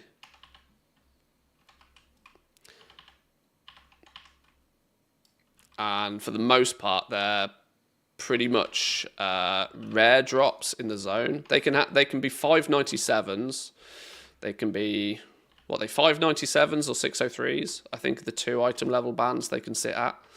Now the 597s are relatively cheap, but you can still find them because they're green. The 603s are blue, which instantly gives them a premium value. But because they're also bought out by people leveling up their toons as well, or at least they were at the beginning of the patch, they had sort of like double bubble appeal. But going forward, the Mogs are already being hoovered up when they're listed cheap by collectors and by flippers who will guild bank them for 2 years and then sell them back again for 10 times the price. It's already happening. They're not in the same level as Corthia Shoulders, like basically nothing is, but the concept is, yes, as the Undermine does have transmog that will be somewhat evergreen in value.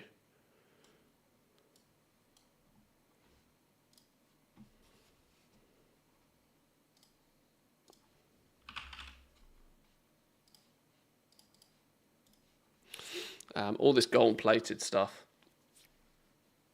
has interesting Mog looks. Gold-plated sword, battle axes, great sword.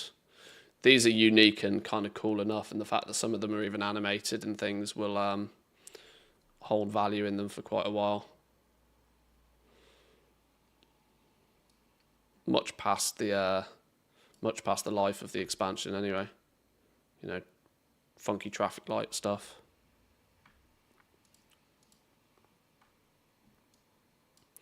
They're all pretty cool. They're higher resolution and they look quite cool. So there'll be a little bit of long-term value in those. But of course, they're cheap-ish right now because the Undermine is the current zone. So now's the time. Now's the time to keep an eye on the prices. Decide if you want to squirrel any of them away once the Undermine ceases to be the major farm zone. Place your bets on whether they will see an increase in value over the years and make your moves based on that. And like I said, the big time flippers have already had their eyes on those for a while.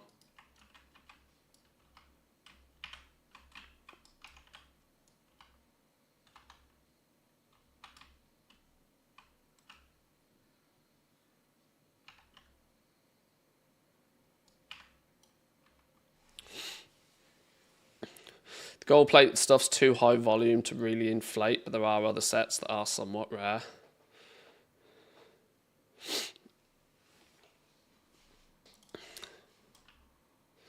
I mean, you can always force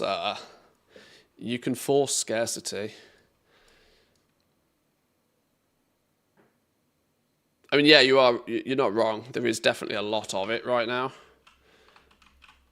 But it's one of those. Keep your eyes on how much the stock diminishes. And if there comes a point where you can buy up the entire region's supply of, say, 500 units for less than 1,000 gold apiece, you can buy 500 units and then you can just delete 400 and then, hey presto, scarcity. Once the supply stops.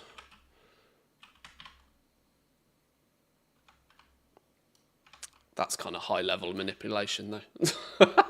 Not many people have got the ability even to think about doing stuff like that.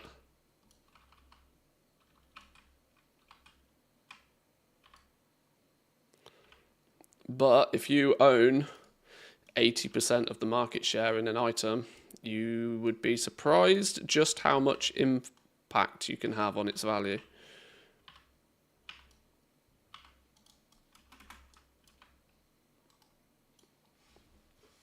Newish to WoW, what's your guides? Could you explain what Mechanica farming is?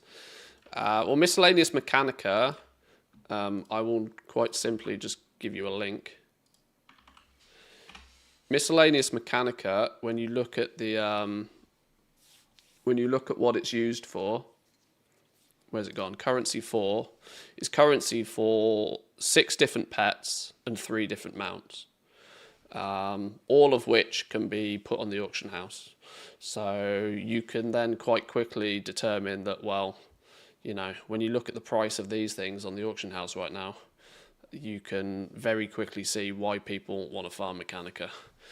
You need 25 of them to make one of the mounts, and you need between 5 and 10 of them to make one of the pets, all of which are selling for like, the pets are frequently selling for like 300k plus. The mounts are selling frequently for 1, 2, 3 million gold apiece.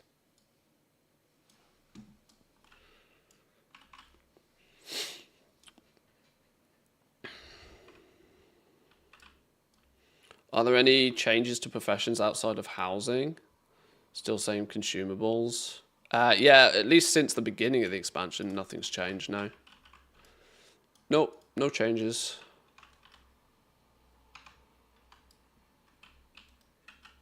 There was actually, most people within the community felt that there was an absolutely disgusting lack of anything with the professions going into Season 2, which was a bit of a shame.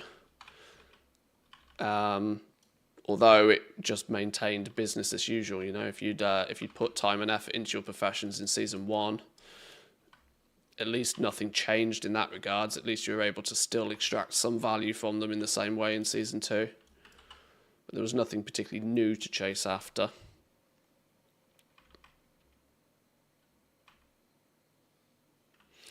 The Emerald Dream Greens were also good bet, but they changed them to bind on pickup in Season 4. Yeah, I remember for a little while they were popping off and people were hyper farming those. Interestingly, that farm is still a farm though, isn't it? But that's because for, oh, flipping out, what's it? Rousing fire, I think. I think that's a popular rousing fire farm. And I think rousing fire is only holding its value because it gets consumed by engineers, I think, for the crowd pummel amount. Maybe, possibly. My farming knowledge is not the greatest. I tend to know of the farms, but maybe not the actual niggly details of stuff. How many accounts am I doing at once? Literally what you see on screen. This one in the corner behind my camera is just my main account that's got my main crafters on. It's not doing anything right now. So we got the four characters that are all being leveled up, and my demon hunter that's doing the hard work. So leveling 4 characters at once here. Which is, the way I look at it is by leveling these myself, because the alternative is I pay somebody to boost these characters, but I still would need to sit AFK whilst they do that anyway. Now, a booster is going to charge 80 to 100k per character. So I look at it as if I'm saving about 400k per team per 4 characters that I level up roughly. It's not strictly a saving, but it's also not an expense, which, you know, in a way is also a saving.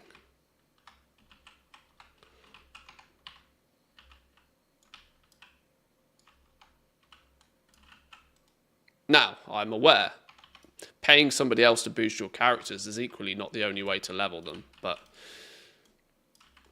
it is the most time efficient for most people. And as is a bit of a theme on the channel at the moment.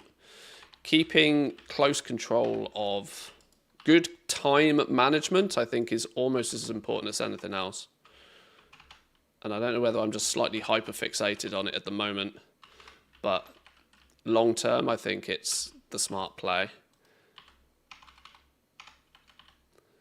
That I quite frequently now am seeing people optimize, not incorrectly, but they're optimizing by just adding more. Now I know Goldson's lurking, and he knows he's gonna. I'm gonna use him as an example because I'm sure he's big and strong enough to man it. But I think a lot of concentration alts right now are great as a way to quickly use characters you already have to provide you some value in a relatively short and efficient time. I'm not so convinced that leveling up mass quantities of new characters just to then level concentration alts on them is a great use of time. Leveling the characters is good because having more characters is always a bonus. But every additional concentration alt you add to your list is doing just that. It's purely just giving you more shit to do every day. Now, if you have reserves in your batteries to do more in the day anyway, then sure, you do you. But I'm also seeing a lot of people trying to push for really big numbers in their like alt armies. So much so that I'm not sure many people have really done the calculations of just how much time it's going to take them to maintain that alt army relative to the rewards it's going to pump out. And like I said, I have the slight concern that it's a growing trend for people to just go bigger and bigger and bigger with bigger and bigger and bigger alt armies, and it's actually just cooking people. People are just fried, and it becomes so much stuff to then do every day on top of whatever if you just think about taking 50 characters and leveling enchanting 50 times, just the thought of that makes me feel genuinely ill.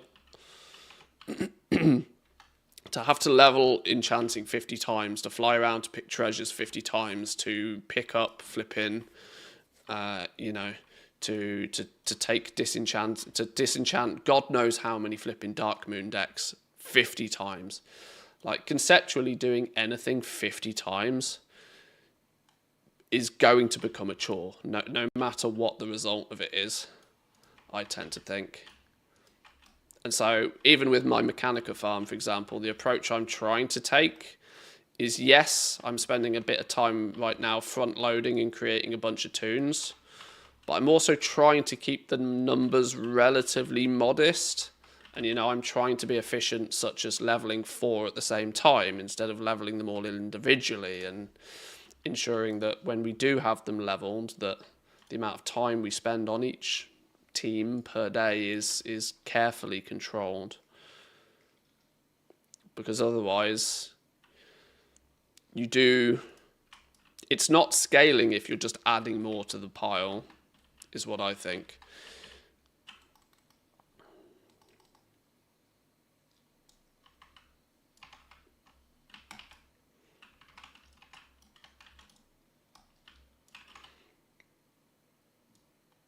You want to take, I don't know, however long you want to spend doing gold makey stuff. Let's say an hour a day. If you want to spend an hour a day doing gold makey stuff, what can you do within that hour to make more gold? If you have 5 alts and it takes you only 15 minutes to do the concentration crafting on them, and you're left with 45 minutes of battery left in which to do something, then I think there's value in maybe adding a few more alts to the mix. But as soon as you start getting to the point where it might feasibly end up taking you not an hour, but 2 hours just to cycle through all the characters, and then you've got to do it multiple times a week, and you've got to add on the time up front to level all of those, you're not actually scaling particularly effectively then. You're actually just doubling your workload. And the gains do not grow exponentially. So when you, for example, have, let's say, 1 or 2 characters, and you're doing concentration crafting on 1 or 2 characters, if you have 2 characters doing concentration, that's 4 professions. Let's say that makes you 10,000 gold. If you add another 4 characters, you double the amount of gold you make, which instantly sounds incredible. Oh, well, now instead of making 10k, I make 20k. And it only took me 10 minutes, and now it takes me 20 minutes. Well, that's still fine. It's still an acceptable amount of time. But to then double your gold again from that point, all of a sudden the time also doubles. So that you've not actually added any level of efficiency to the whole process. You've just, okay, you work harder, you get more out. But the question then becomes is how hard are you willing to work for how long? And people need to set like a limit, like a cap on it. Because doing anything repetitive for more than an hour to a day is detrimental long term. Especially in what is a video game.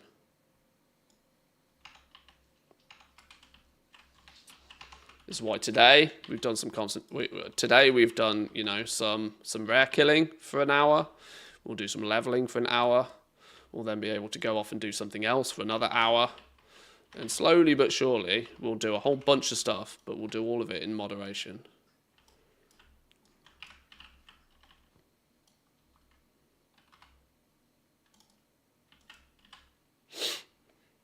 I think they'll kill concentration at the end of expansion, or at least they'll nerf it. I'm not sure they'll change much of it.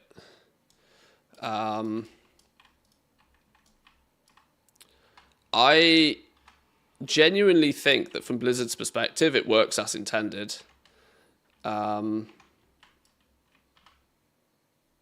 I am quite aware of, though, is even if they change nothing with it, it will not be anywhere near as effective next expansion. At the moment, concentration only works as effectively as it does because of how they chose to balance the material weighting on certain professions. let's not forget, if they change the balance of materials with enchanting, most of the system would fall on its ass, right? The system only works because every single enchant takes 150 materials.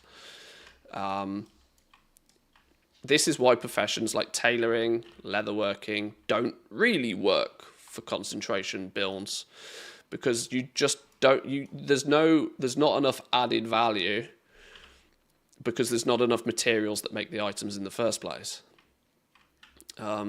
You look at an enchant that takes 100 materials to make an enchant, and that each quality 2 material is quite differently priced to a quality 3 material. You get to multiply that difference 100 times because of the materials that are used in a single enchant. That's fundamentally why enchanting is top of the tree right now. I don't think Blizzard needs to do anything to concentration, and in fact I think they'll leave it exactly as is. But what I do think they'll do is, off the back of the fact that there is now 1 billion enchanters out of nowhere, they will probably rebalance how they, and this is something that can only be done at the start of the expansion when they make the professions, really. This isn't something that they can sort of hotfix in in odd occasions they have and they will do. But realistically, next expansion, I think they'll just be slightly more careful with how many materials goes into making any single product, so that no one single profession stands out from the rest of the pack for sort of concentration value.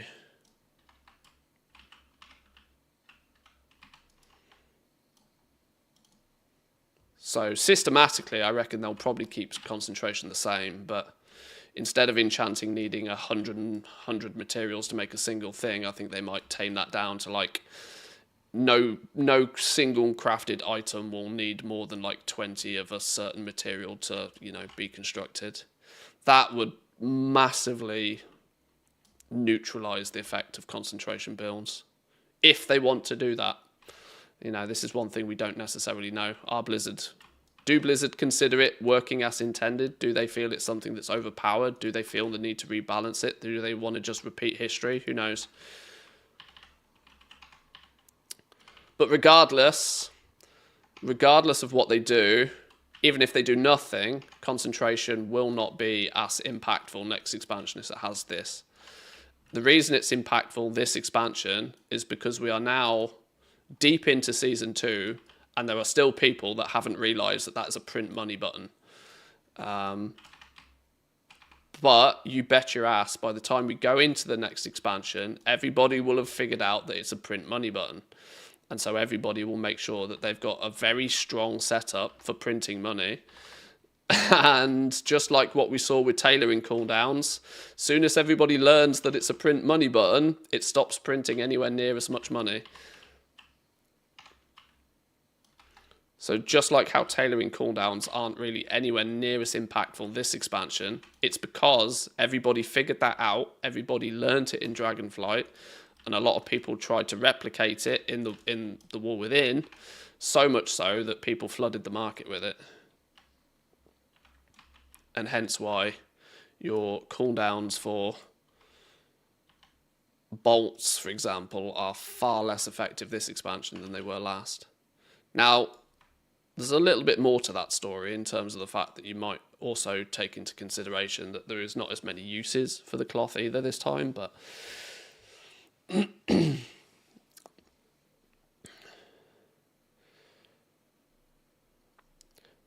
your Demon Hunter boosting, is there anything special about him?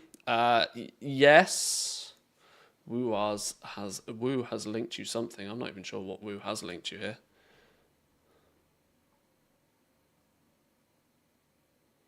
The War Within level 70s guide. Huh.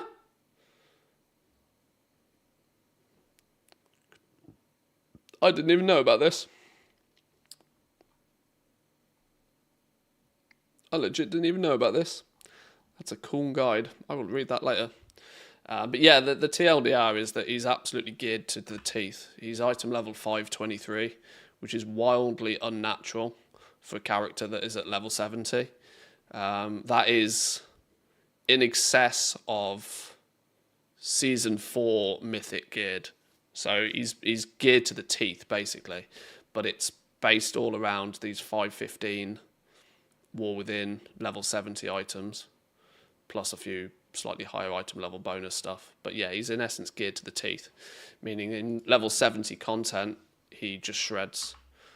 Also, this account does not have the War Within. This is why he is not leveling past 70. If this account had the War Within, obviously he'd be gaining experience from this as well.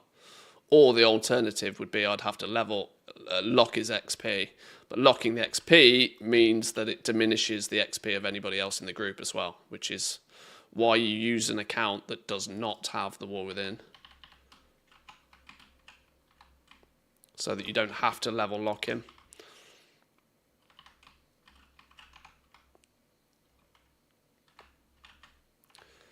This team's level 63, meaning we are nearly there.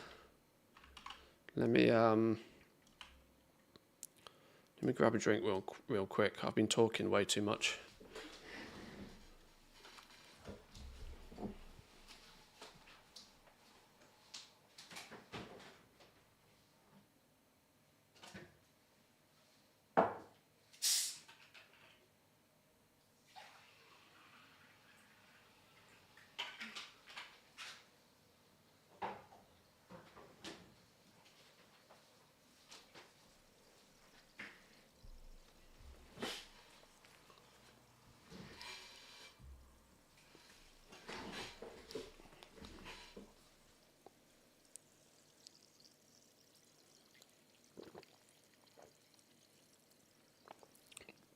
Oh, too many bubbles.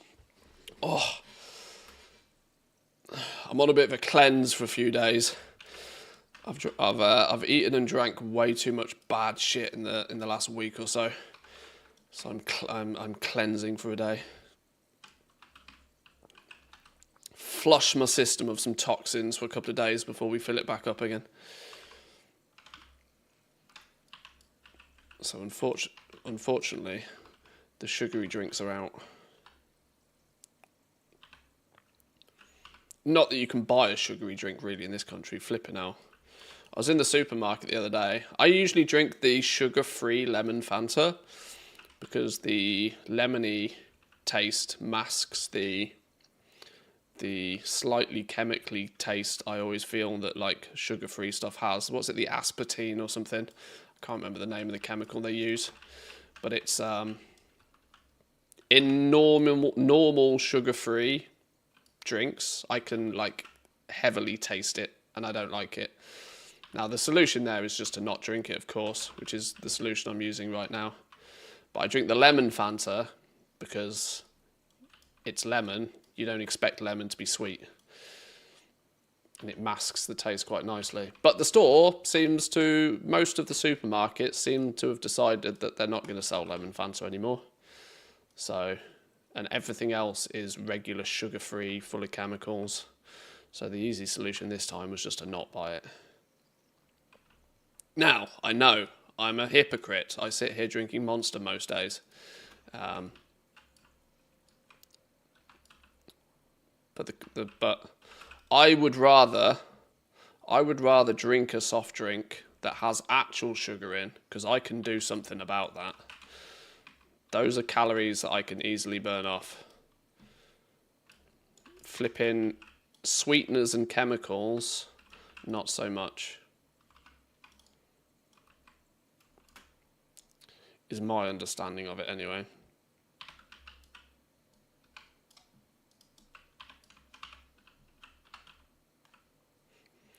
For example, I would much rather drink a regular Coke that is sugared up to the hills than drink like a sugar-free Fanta. You taste the chemicals, it's clearly not as good for you. But equally, Coke is the devil. So, yeah, I'm a big stinky hypocrite. Shoot me.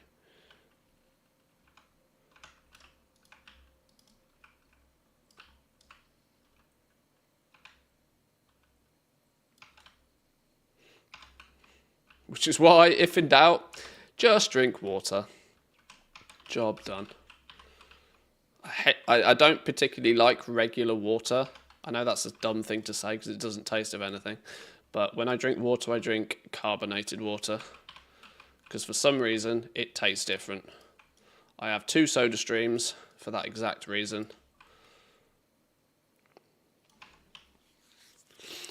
Fat Coke is better than Diet Coke. Oh, without question. I flipping hate Diet Coke. It tastes horrible. I often look at like sugar-free drinks and stuff in the same vein as going to McDonald's and ordering a salad. It's like, what the fuck are you doing? If you've committed to being unhealthy, do it properly. Fucking half a job it. Oh my god.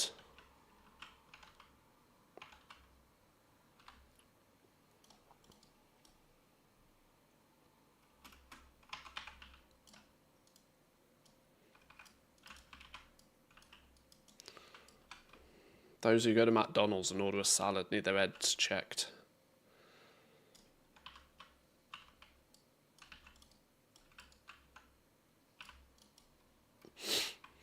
You drink what I call angry water? What, because it makes noise at you when you drink it?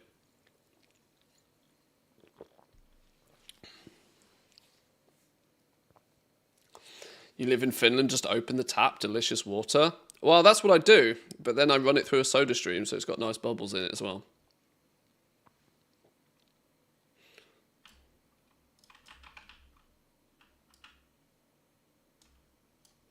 Oh yeah, I'm not buying bottled water, that's absolutely moronic.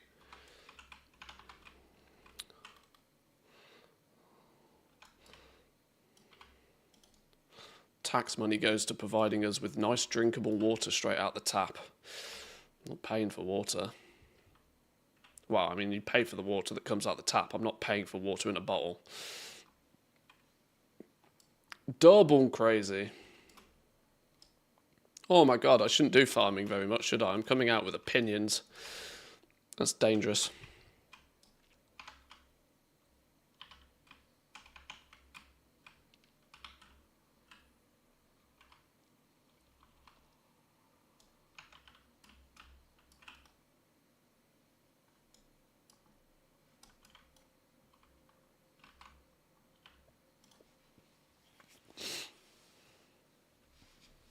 They haven't poisoned the water with PFAS yet in Finland.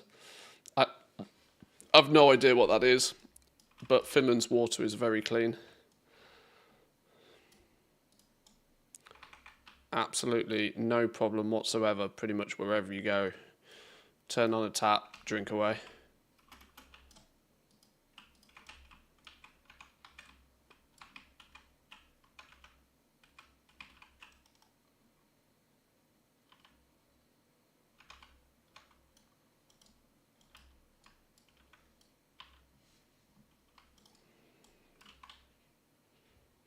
Nearly there, 60. Oh, one of them's dinged 68. Okay, couple more big pulls.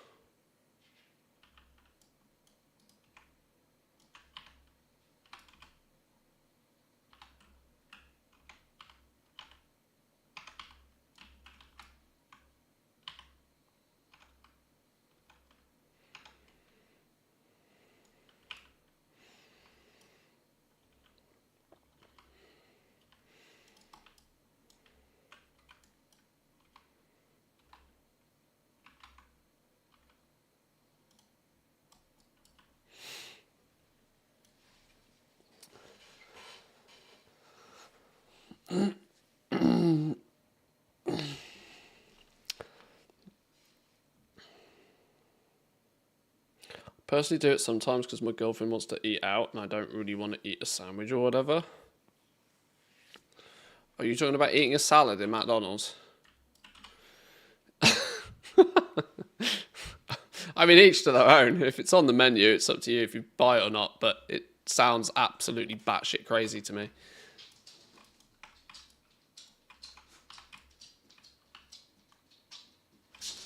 It's like going to the strip bar and then saying, oh, I don't like boobs. What are you doing here then? Like, what are you doing? You're not here for the social side of it.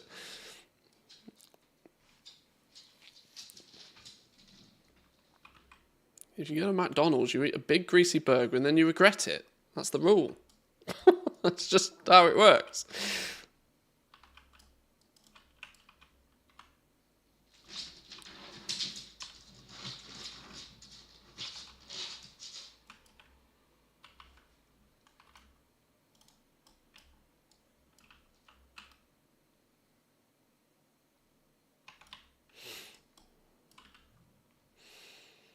Uh, 69 mostly. One more level to go. Then this team is ready to rock and roll. Might need to make a few more teams of characters. Get the old name generator out. Anybody figured out, by the way, why Team NA has a name generator button, but Team EU doesn't? Is it because Team EU has multiple different languages with different character sets or something? Obviously, we have the full Russian client. The Brazilian Team NA, the Brazilian client is not any different, right? Because in the EU, the Russian client is very different. Like, you have to have an entirely separate client in Russian. You can't just casually log into the Russian realms. Are the Brazilian realms on Team NA the same? You have to have a totally separate client, or is it still all one?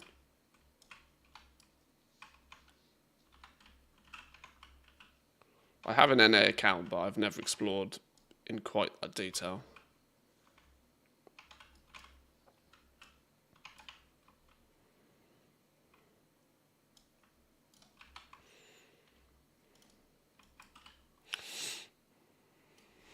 Team NA needs help coming up with things. Oh, well, so do I when I'm making a buttload of characters. I just use a stupid little Warcraft name generator instead.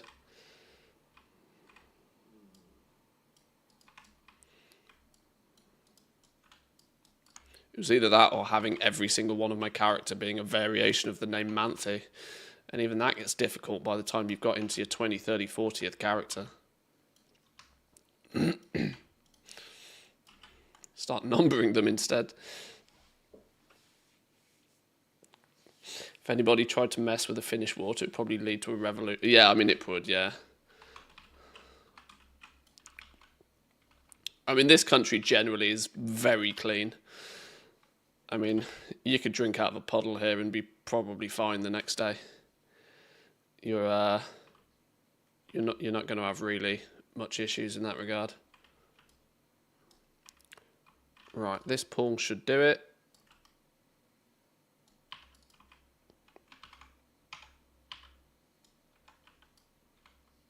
Go on, ding level 70.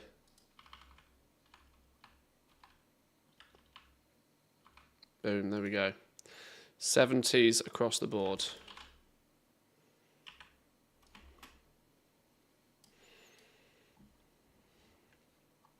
Nice. There's another team that can be distributed in.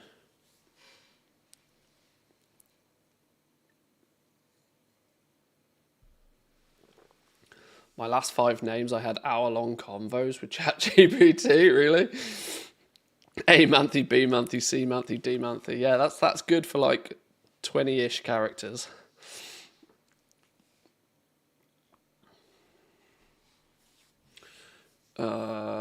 Let's log you out. Let's bring you back into the fray. Put you down there for a minute. Let's get these tunes into the undermine. A Manthe A, B Manthe B, C Manthe C. I mean, yeah, I mean, I could start with the realm prefixes. Yeah, that's actually not a terrible idea, as it then means at a glance you can see what server those characters are on. I entirely agree with you on that one.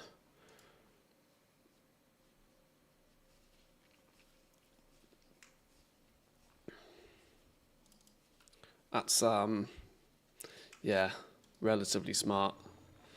But I have not started by doing that, so I'm past the point where I'm feasibly willing to change.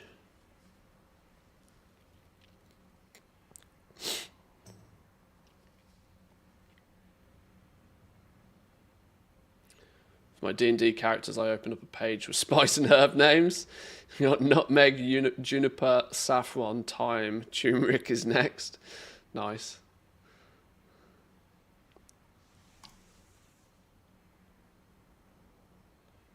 Wait, what? Why did the invite not work? Oh, because these dudes are all still in their own group still. Whoops.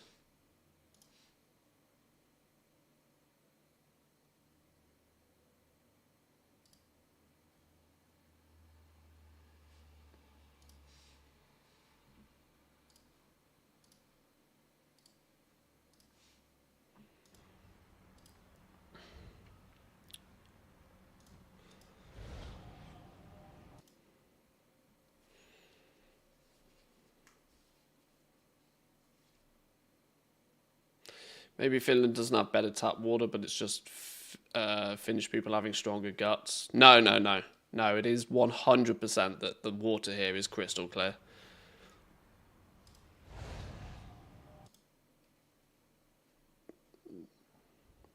Because a Finnish person will leave Finland and then drink water and then die. for the exact reason that they do not have strong guts. In fact, it is nearly exactly the opposite. They are weak sauce in the belly department. Finnish people don't do spicy food. If they were to drink water in a foreign country, they probably wouldn't last the day. I love you, Team Finland, but that said, they can neck a bottle of vodka and not even think about it. They're a little bit like the Russians in that regard.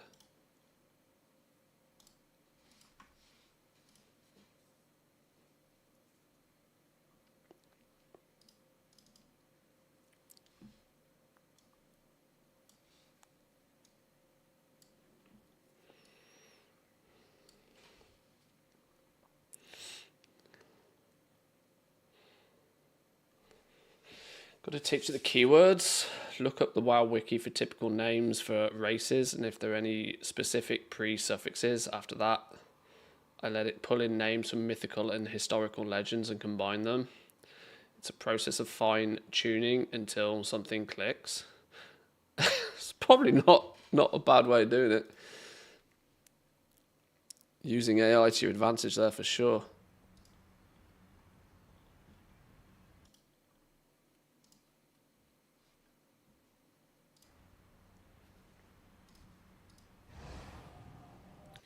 Right, get this last one in. I usually batch invite all of these characters, but I'm about to try and create a new batch of characters, so it made more sense to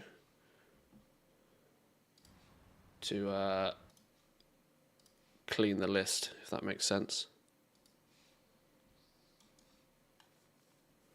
Right, put all you guys inside, log you out. You'll get jobs assigned to you soon.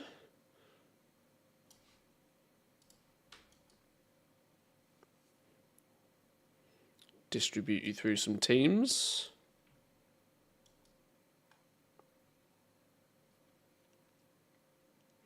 Oh,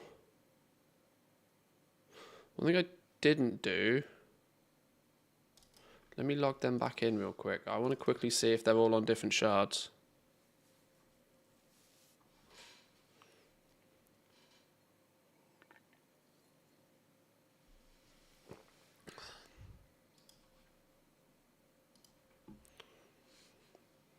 Uh, 392 unknown. It will turn up in a minute. Damn, this is also 392. 392. Oh, flipping out. You taking the piss? Half of these are sharing the same shard as my flipping main Draenor character. That's exactly the opposite of what I'm trying to achieve here. They're in the same pissing bucket. They were meant to fix my everybody in Draenor problems, and now you're also sharding in with Draenor server. You bunch of numpties. All right, 451, 168. These are at least different. They're at least different. Ah, that means you pair are dead to me. That means this team can't really be split up. All right, annoying, but fine. Tomorrow's problem. Tomorrow's problem. Right, let's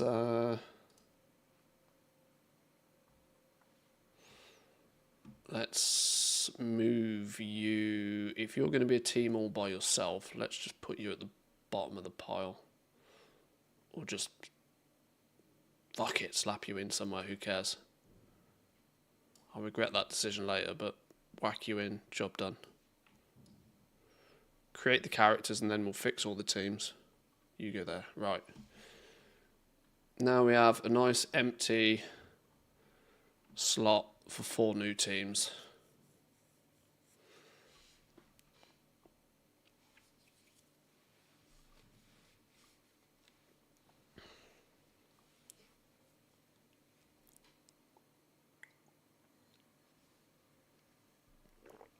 Sometimes I just whack the keyboard, twist it around a little bit until it becomes a name. I love how people come up with character names. The creativity baffles me. Right, I'm going to do the least creative way of doing things. Which, well, first I need to find out what realm I need to create this on. So I reference my little document where I have all of the realms. Make sure I'm not creating a character on a realm I already have. This looks like a Spanish realm.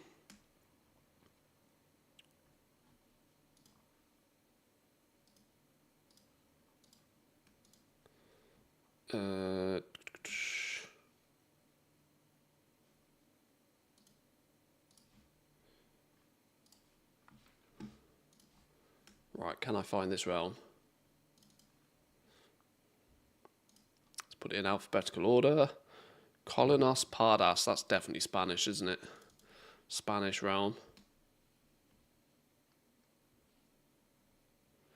5-man group, one of them kills the rares around the hotel, the loot comes to the mailbox. Yeah, pretty much, in a nutshell, yeah.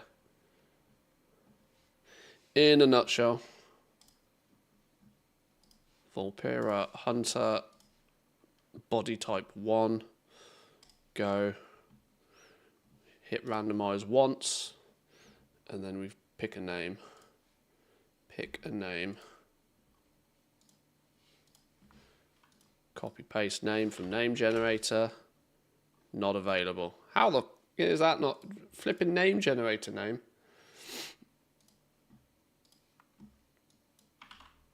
And the character is born. Then I make note of that. Also make note of what account it's on.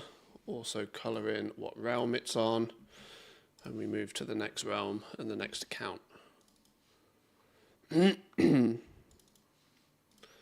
this needs a character on Confrey du Thorum. That's got to be French, right? That's got to be French.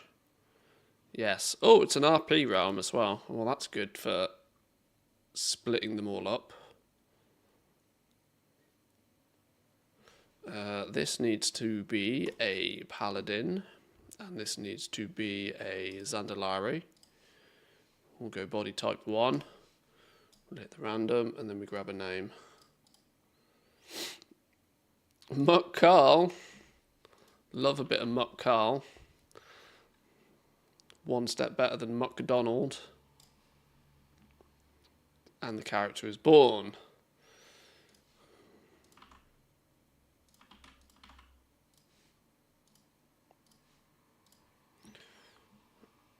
And we go to the next realm. Dark Moon Fair. Where's Dark Moon Fair?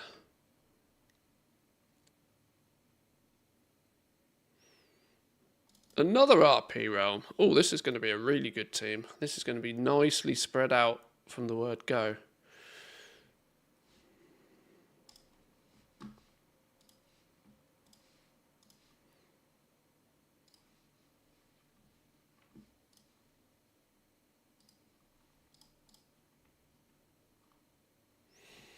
Right,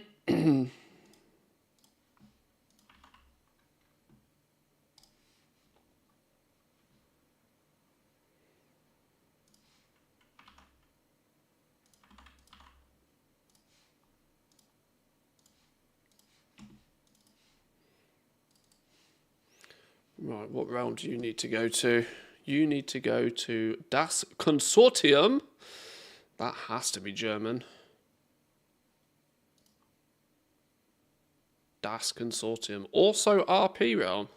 We're hitting the RP realms apparently in this team.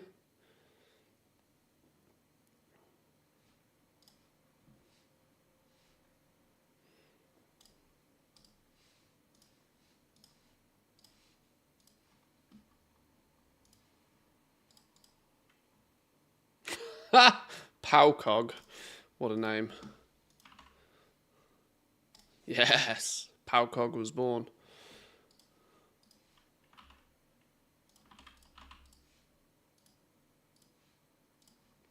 Right, so there's one new team. Obviously, once I've made the teams, I have to log them on and do a few basic bits and pieces with them. But I usually create 4 teams at a go because they fill my favourites list. This one is a route. We're looking for Death Guard, wherever the hell you are. I've not heard of you.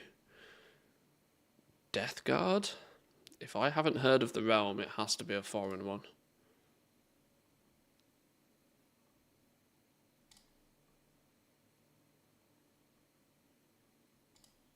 Ah, is Death Guard Russian? Is Death Guard the English word for a Russian realm?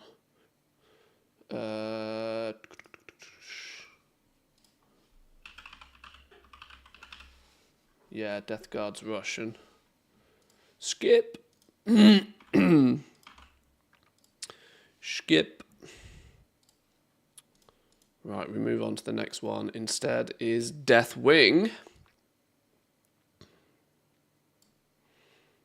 Death Wing. I have heard of.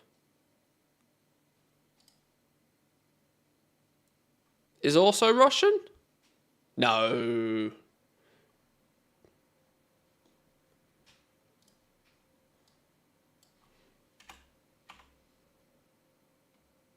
Deathwing, English. Thought so. Where is it? Was I just being dumb?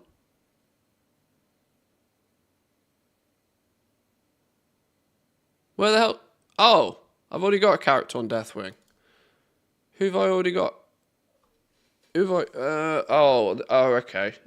This is going to be one of my own Project Pet characters. Yeah, sorry, you're screaming at me for being stupid. My brain was instantly ignoring the ones that already had characters on. Yeah, I've already got a character on Deathwing from way back in the day.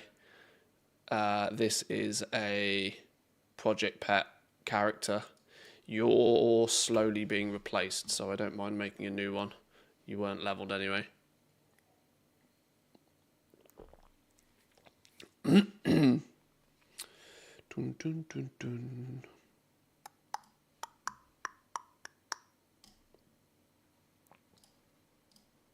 Volpera Hunter. We'll go body type 2 for a change. And we'll pick the best name off the list. They're all shit. They're all terrible names.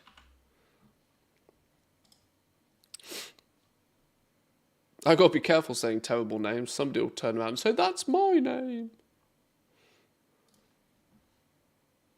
If anybody's name is Danla, then you got a terrible name.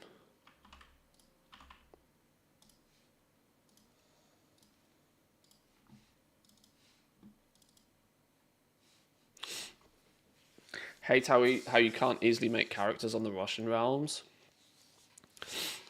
Yeah, we were saying earlier how the Russian realms being on a totally separate client does separate it a bit. Deep Home.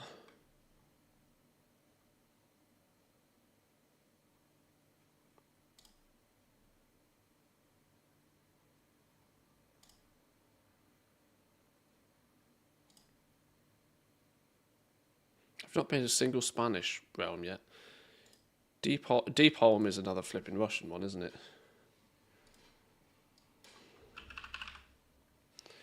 Yes, that's a skip then. Let's tag it as Russian so I don't forget. Aha!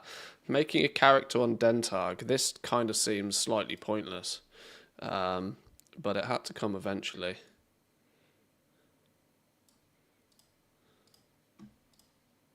Because Dentag is also Taran Mill, which this was always going to happen. I've already got a bunch of characters on Taran Mill, but not for the purpose of this, so it's still useful to do. We need a Paladin Zandalari.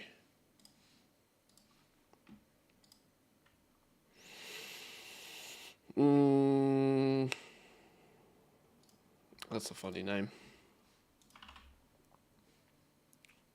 Hawkwe. Dentag always sounded super German to me.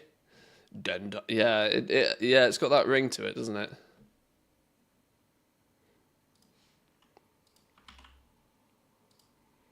Maybe it's because it's kind of it's quite a harsh sound. German language is very rough around the edges.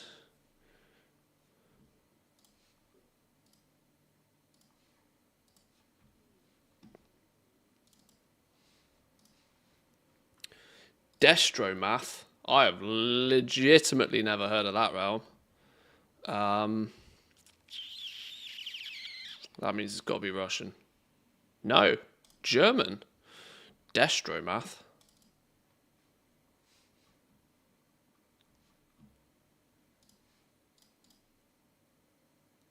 Who are we making here? Hunters.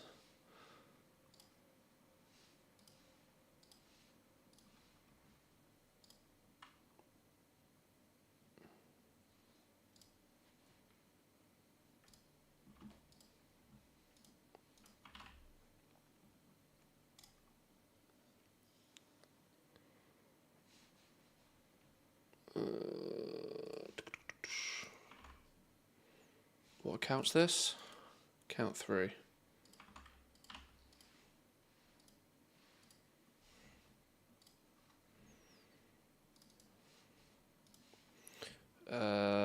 Death this... what the flipping hell? There's realms I can't even pronounce. Deathicus or something? Keith... I don't know. This one.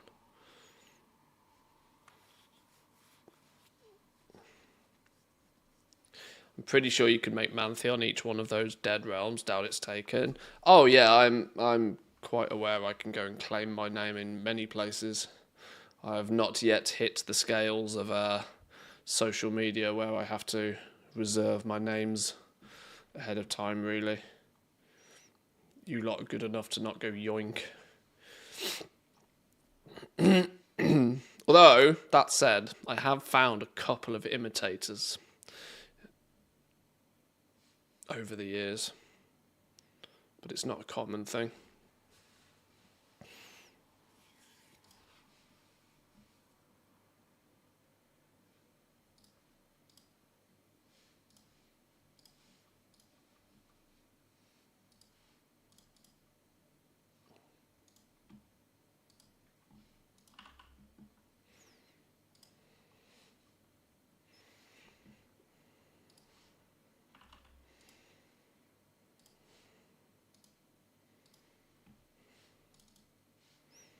Oh no, wait, that's WoW 3. Oh no, I've ballsed up here somewhere. What have I done?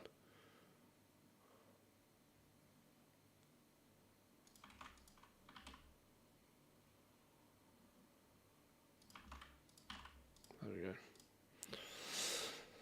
Right, 2 teams.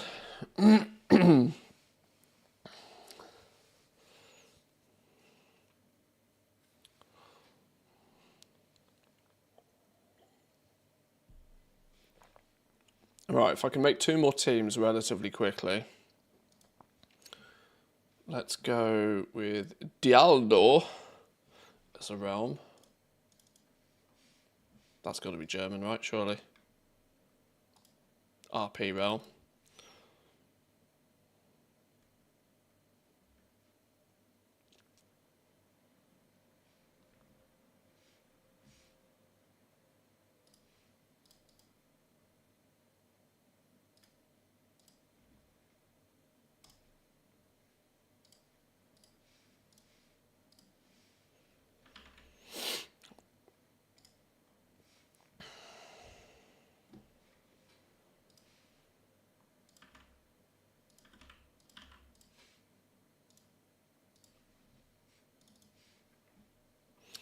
Anybody got a suggestion for a gold farm that you can do for just 15 to 30 minutes now and then? Doesn't have to be super good, just something different to do. Yeah, your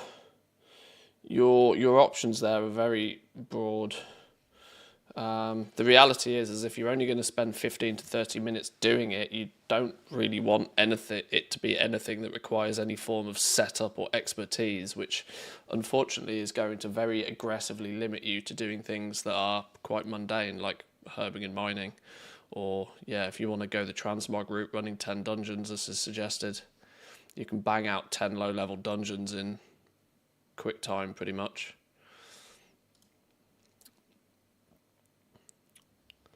But the argument probably stands is that anything that is outside of the realms of like the normal, commonly suggested ones are ones you're going to have to find yourself, and that's why they'll make you some gold, because the most common ones are going to be ones that are answers that are somewhat guaranteed, which are going to be they're good answers, but they're generic answers, if you know what I mean.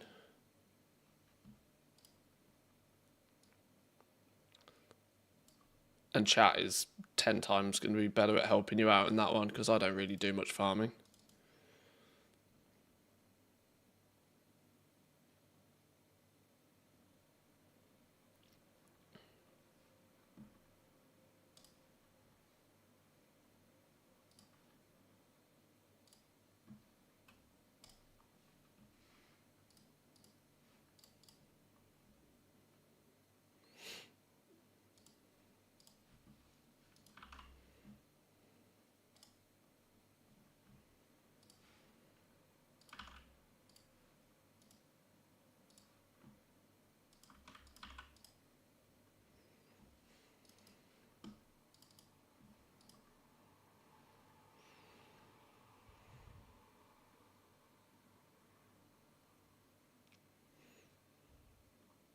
I mean, there's probably some pretty lucrative things you can actually hunt out fishing for wise.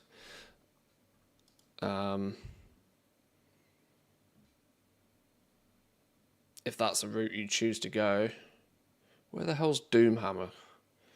Where's Doomhammer gone? There it is. I was looking at it. Oh, it's a new player realm. Ugh, I hate those. Weirdly obnoxious servers to play on.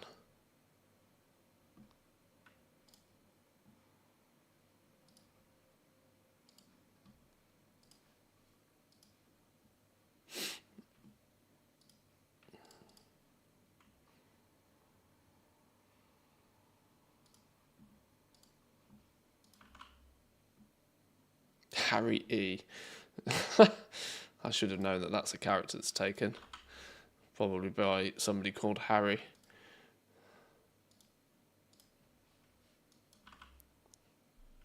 Oh my god.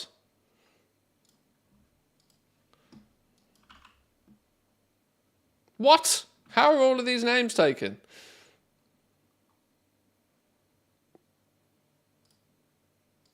Right, there's no way this is even a name. There we go.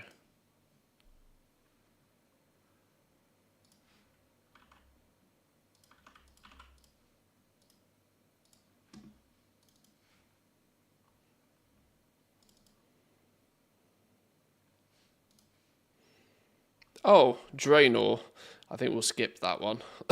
I've got enough characters on Draenor. Hard skip that one. Dragonmore. Dragonmore.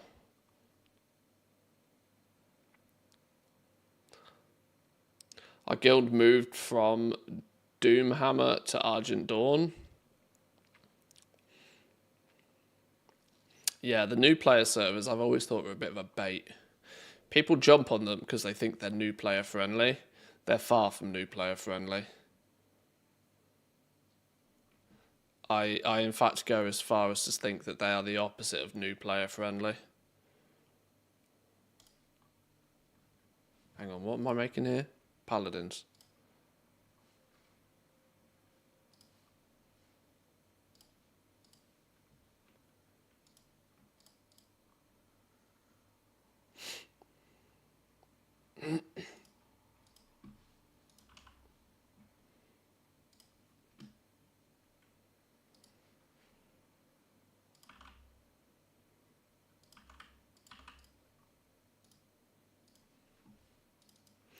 Okay, one more team to go. It's somewhat impressive just how slow this whole process is. And this is just making characters. Drekthar, wherever you are. Drekthol, that's not what I'm looking for. Drekthar, French. Doomhammer's been listed as new player for like 5 years. It's actually mid-pop. Yeah, I think the churn of players on those new player realms are probably outrageous. Because if you are literally new to the game, you're incentivized by the game as well, because it puts them at the top of the list, if nothing else. Much like Google search results. If you're new to the game, what realm are you going to pick when you make your first character? Oh, I don't know. I'll go the top one. Or I'll go the one that says it's for new players. Boom, all right. But I bet those servers are probably really good for like leveling stuff. But then top-end stuff is just dominated by people that are trying to take advantage of low-level, new players. It's probably, I've always found them really gross.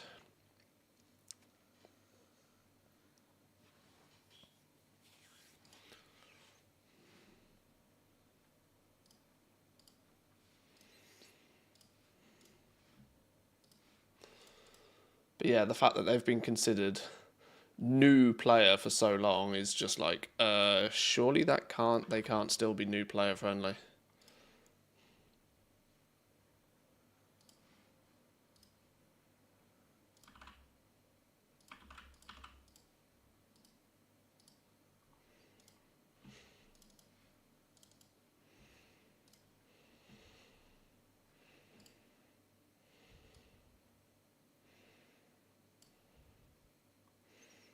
Dunmara. Where's Dunmara? Dunmara. German. New player server.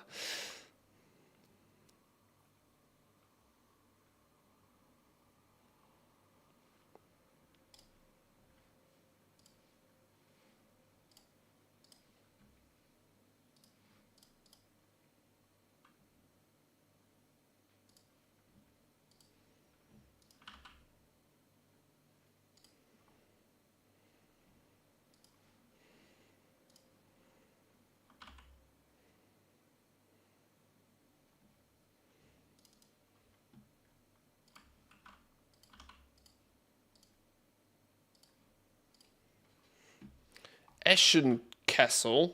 The hell kind of name is that?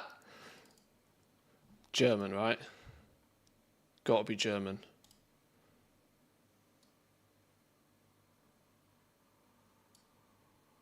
Eschenkessel. Yep. Apologise to any German speakers in chat. I've clearly butchered that name. Full pop server as well. Big boy server. Didn't even know.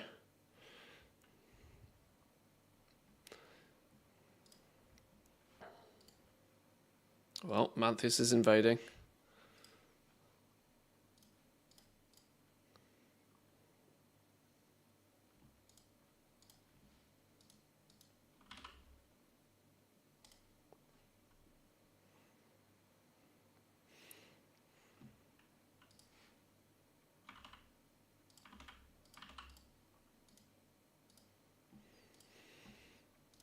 Okay, and the last one we need to make is on Loon. French, I think. Yes. Surprising how I know these things. Paladin. Zandalari Paladin. Body type 2, why not? Grab a name. Shiny. Taken? Sure. Suzanne. Taken. Flipping hell.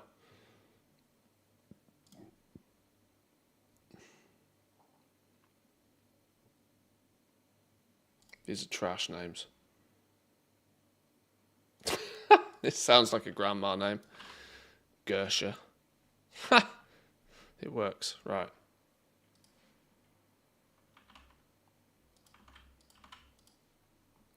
Okay. We're getting there. We're getting there. That's now 4 new teams to get leveled up, ready, prepared. 4 different teams on across 16 different servers. Okay. I noticed a fair few people in the newcomer chat asking if they should stay on the new player realms. Yeah, this is what I tend to think happens. I think new player realms turn up, they figure out if they like the game or not, but probably very quickly move on to another realm. Like they'll roll another character on another realm, I reckon, when they, after learning a little bit about the game. Managed to get the BFA Longboy 6.3 mil a couple of weeks ago. Still happy. Oh, that's cool. That's very cool. It's on that topic actually. I've started to spot, because I get notifications when the Longboy pops up on the black market auction house. No longer are they being gold capped. It's no longer are they being gold capped a lot of the time. You can snag one. Maybe not 5 mil, but I doubt you have to bid it up too much. And I think people are winning them by bidding them up, not like insta gold capping one, boom. I think the 2.0 Longboy, 2.0 Longboy has like greatly diminished the amount of people that just want a Longboy. I think there's so many people in the game that wanted the Longboy that didn't have it, that saw this and instantly dropped $90 on it.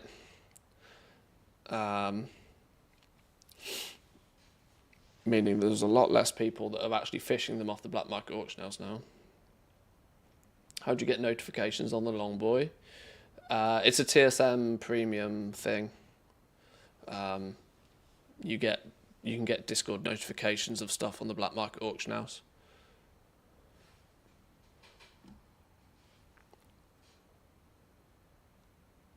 Does your party sync sometimes not work as expected? I keep getting phased out when someone leaves. Well, that is just a feature of party sync. If you're going to have somebody leave the group, you need to remake the party sync after. The best way for somebody to leave a group within party sync is to disband the group entirely and then make it again and then party sync with the people who want to continue.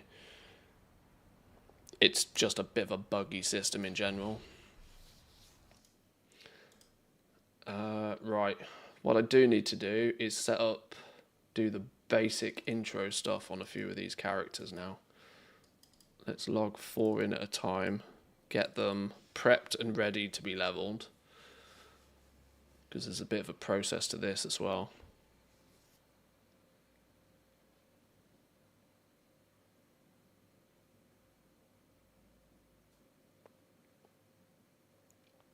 Yeah, OG Longboy was 5 mil from a vendor. Obviously, when it went extinct, it was basically insta-capped at 10 mil from the black market auction house. But then Blizzard let people buy them in January. Or, no, sorry, they let people buy them in December for $90. And clearly a lot of people took them up on that offer.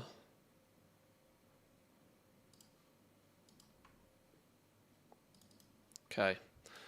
Right, let's start with the basics. Auto loot, action bars, some of you. Add-ons, profiles, undermine, alt, load. Yes. And then we use global profile.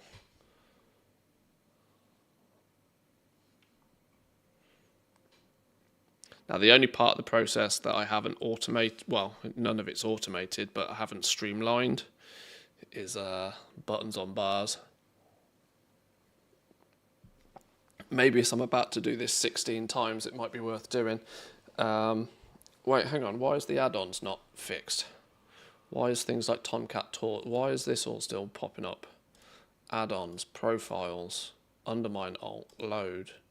Yes, load it, reload.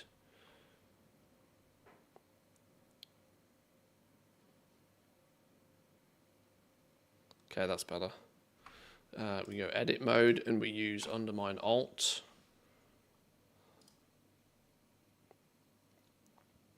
That's not right.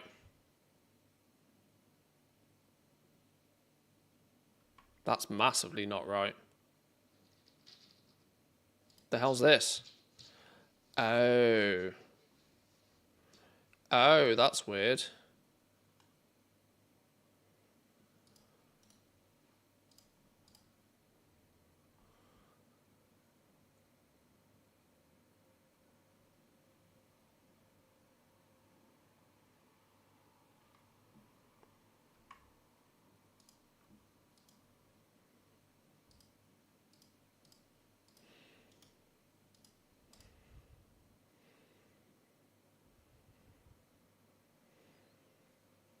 Okay, that's better.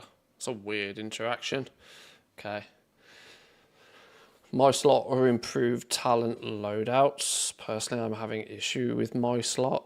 I don't use either of them. Is the TLDR right now, but I've been told a few times I need to and should. But yes, I'm actually not using either particularly.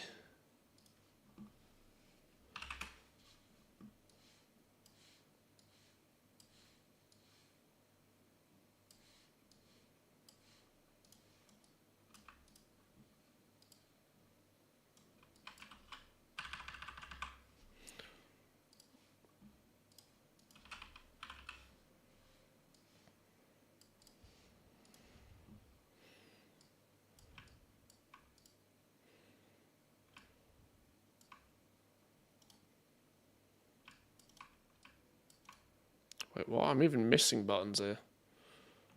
What's going on this time? Maybe this is a good reason to be using it, because it's being dumb. Where's my surge forward one?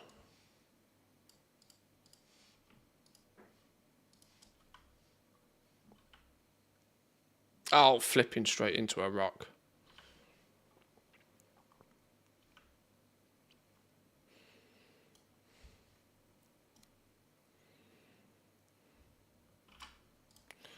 Right, speak to you. Speak to Chromie. Get ourselves in the right timeline.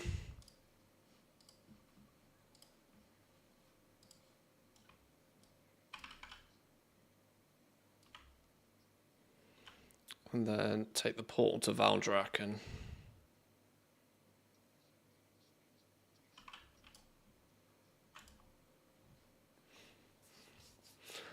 the only last thing I do need to do actually is invite all of these characters into the community. Otherwise our buttons don't do as they should do.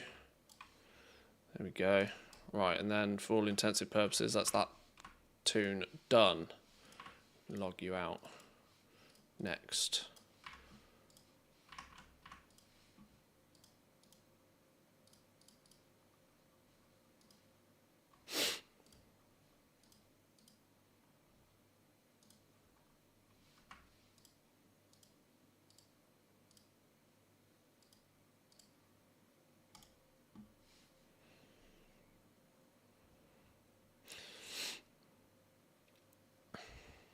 Hashtag road to gold cap in order to buy the long boy at 500k at the moment. 5 more years to go. Gold is one of those things that is really difficult to build a pile of it at the beginning, but once you've already got some of it, you start to quickly realize that it's easier to get your hands on. It's commonly considered that the first million gold you make is the absolute hardest million gold you will ever make, but your second million gold happens to be much easier for some reason.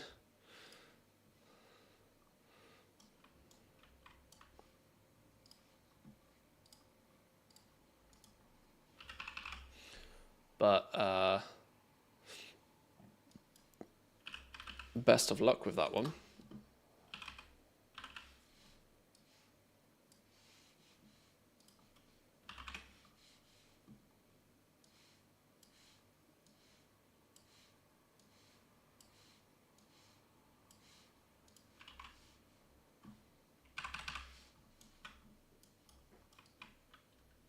Oh, this guy's buttons are all in the piss ass place as well.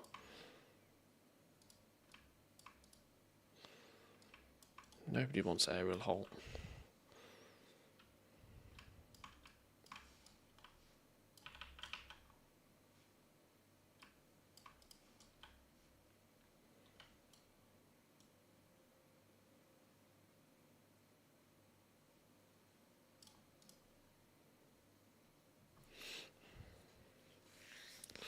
Need to find a good layout for the ultra wide setup. Yeah, I heavily considered looking at the ultra wides. Obviously, I've just replaced my monitor, so I'm not doing it again, literally ever. But like, I very heavily considered the ultra wides. Now, if I'd have been a little bit more patient, I'd have waited for the ultra wides that went like 4K. I kind of had it, I got it into my head that I wanted to skip the 1440p phase, which is kind of unnecessary. I wanted to go straight up to 4K, and if you wanted 4K and ultra wide, you were, well, the options are like basically non-existent. Although I think LG have just released a 48-inch 4K, like 5K ultra wide that looks flipping beautiful, but it's also about $1 billion.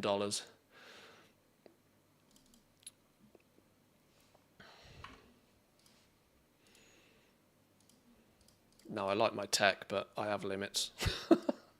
I have limitations.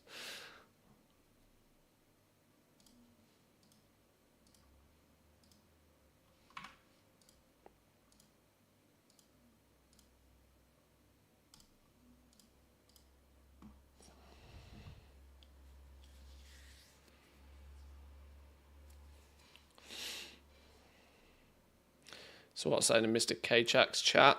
I need to break the 10 mil barrier. Yeah, once you cross those thresholds, then like repeating the process ends up being much easier the second time round, because you're clearly just not. Once you've done it once, the first time you do it is the learning process on how to do it. Once you've done it already once and you just want to do it again, you don't have to do all the learning second time over, which I think is probably why $1,000,002 is always much easier than $1,000,001, for example.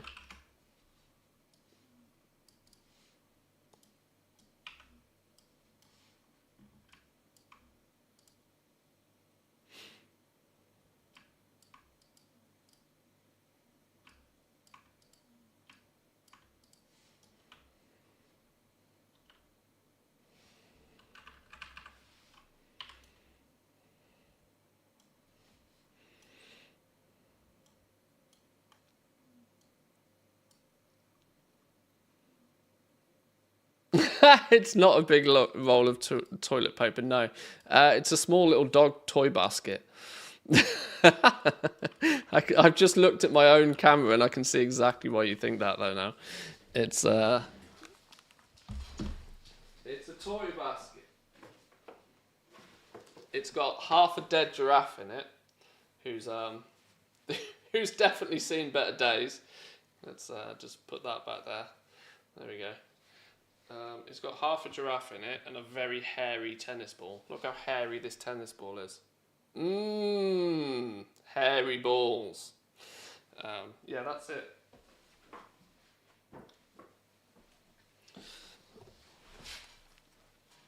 That's literally all it is.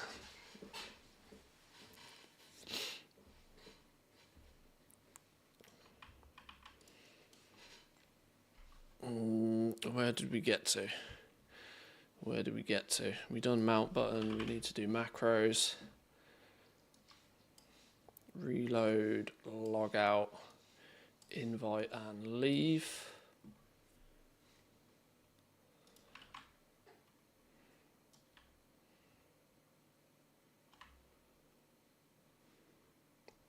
Did I not do the talk to Chromie bit? Shit, did I balls that up? Hang on. This is vitally important I don't balls this up, because otherwise they don't group together properly. There we go.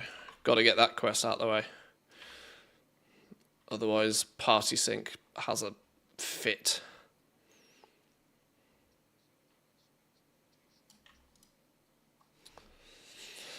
Join the stream pretty confused. Can you explain what we're setting up? At the moment, if I go back to this view, it starts to be a little bit easier to see what's going on. This is my main account. Top right is my main account that has my main character on it. These 4 accounts around the outside are mostly home to lower level characters that are all on different realms. They all have a bunch of characters on a bunch of different realms. What I'm setting up right here, right now, is a bunch of new characters to get leveled up. This account that's down in the bottom corner here has my Demon Hunter on it, who is my level 70 Havoc Demon Hunter, who is able to boost these 4 accounts simultaneously, giving me access to lots of level 70 tunes, with the overall goal of having lots of characters which can kill lots of rares, which can gain lots of miscellaneous Mechanica, which leads to eventually lots of gold, is the theory. And we're doing what we do best, which is be a sweaty goblin at doing it as well. I think that looks all about right, doesn't it? That looks all about right.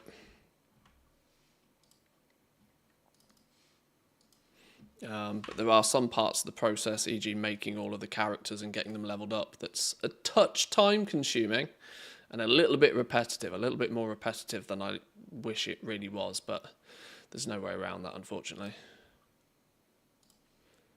Edit mode, give it that style, make sure the add-on profile is correct so that characters don't take up 1 billion system resources. And then we do one more reload in a minute, but we get these quests out of the way first. That quest was a pain for me to figure out why Party Sync was bugging. Yeah, it took a little bit of trial and error to figure it out. But yeah, it's quite important to get them in the right timeline whilst leveling them.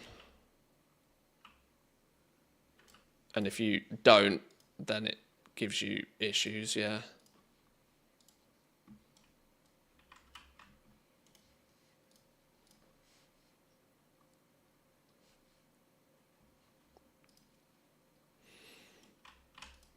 What are we still missing? We're missing a mount. I tend to use the Sandstone Drake as my default mount. That's just because then somebody else can hop on the back of it as well. It's just a touch easier to transport people about.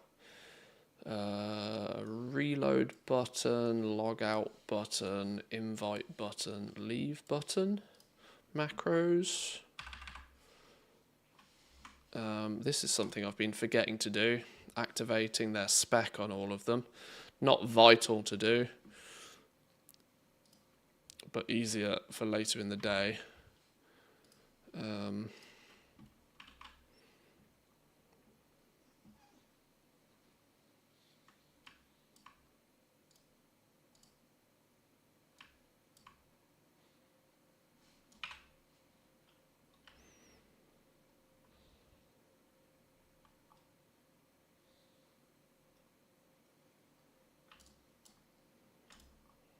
And then they need a community invite.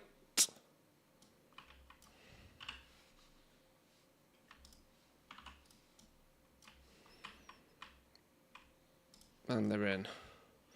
Right, and they're ready to rock and roll. Or, well, semi-ready to rock and roll. They obviously need to get carried over to the leveling zone, but that's fine. Log you out. Team number 1.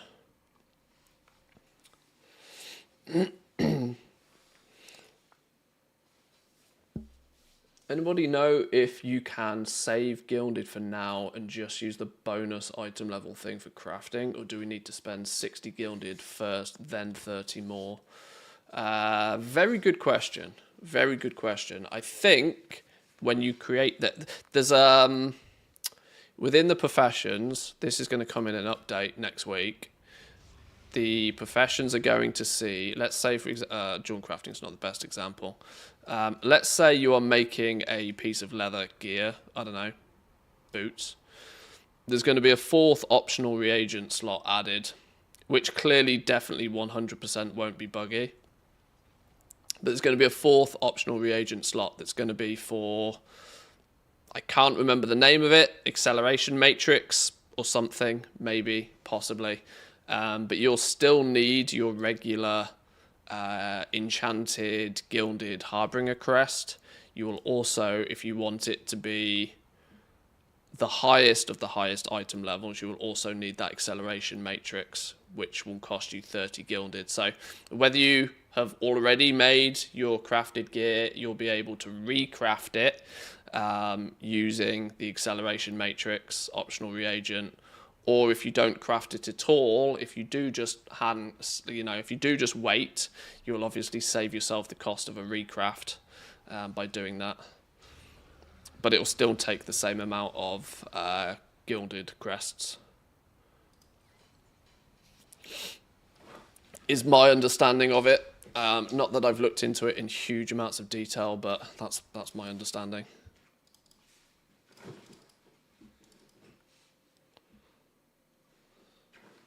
What does the community thing do?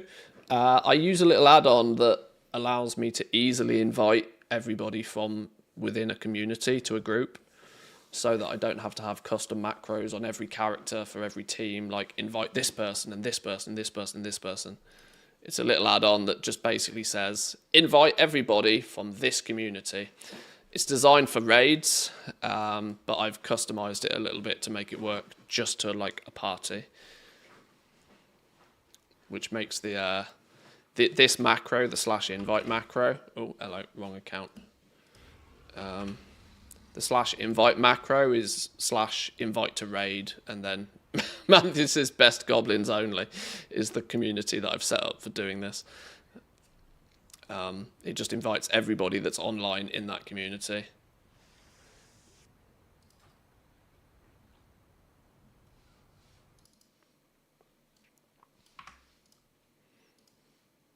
Another one of those little optimizations that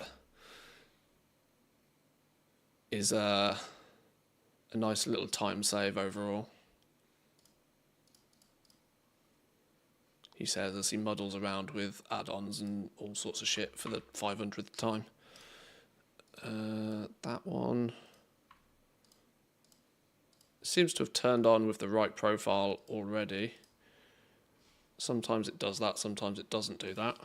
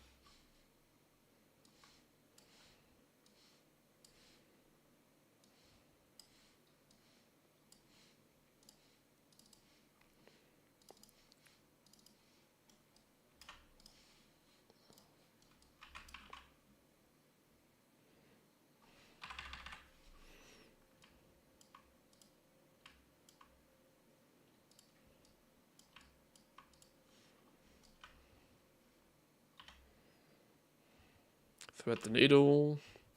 Flappity flaps.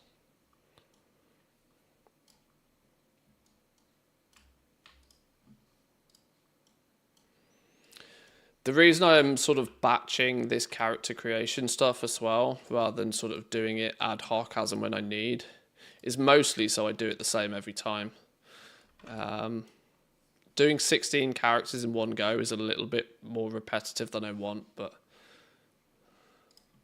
it's it keeps each of the characters like similar, and is also more likely to mean I don't forget stages.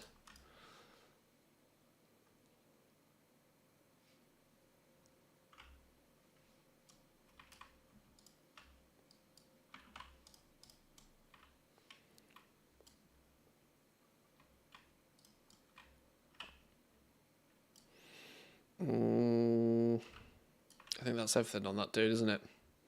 I'm happy that that dude's good.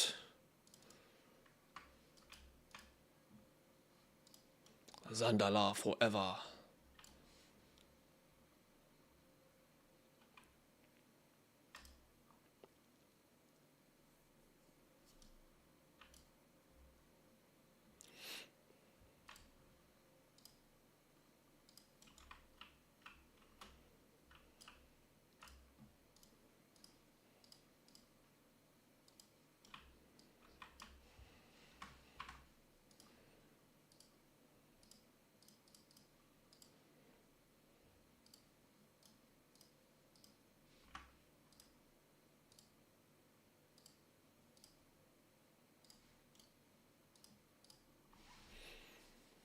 And more importantly, if you batch it like this, you kind of get into the swing of things.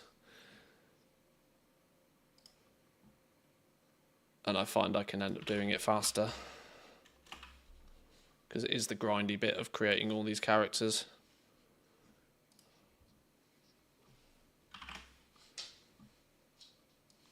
Reload button, log out button, invite button, leave button.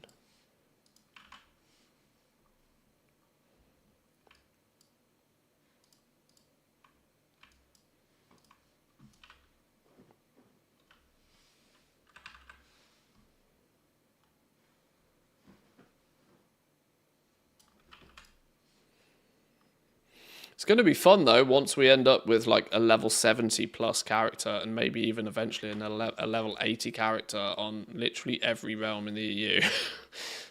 That's going to be pretty wild. There's going to be some interesting opportunities that opens up with that luxury.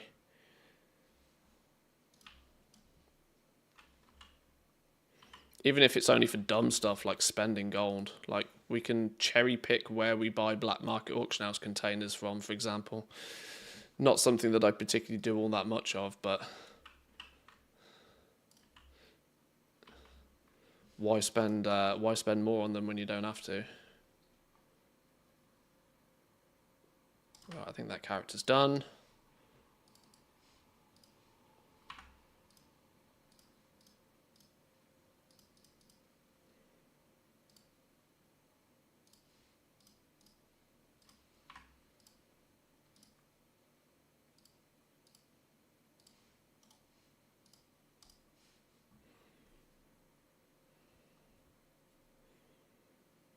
UI is looking clean. Grab a quest. Let's do buttons and macros.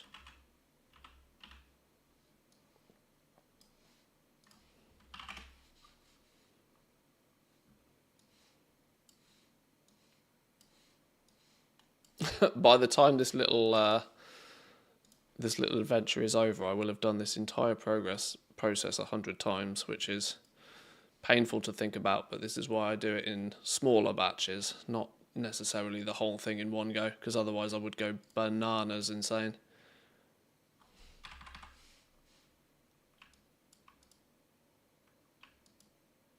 Oh, okay, I meant to move the button, not do that, but sure.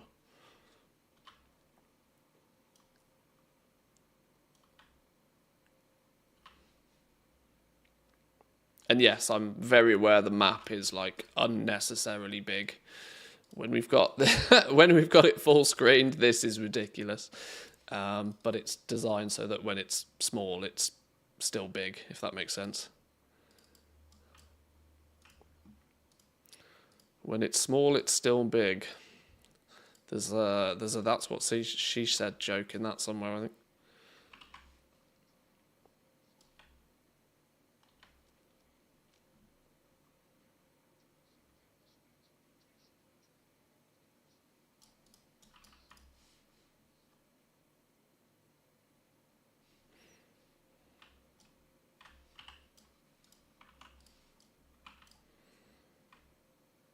Boom.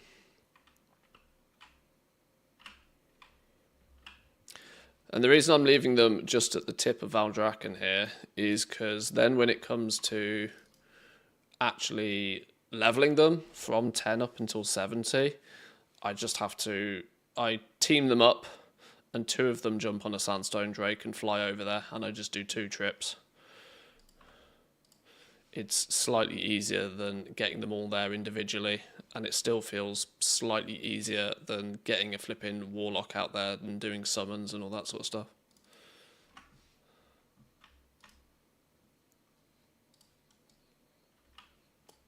Right.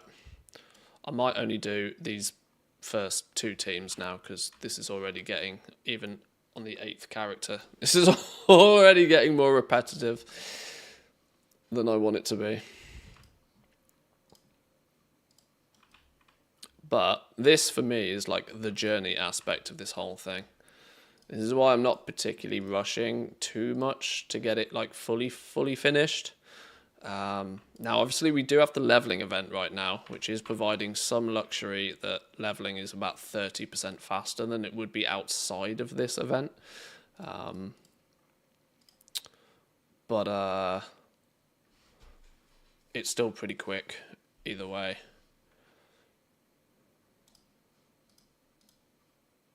Now, it could be even faster if I use things like war mode, but that just adds complications that I don't need.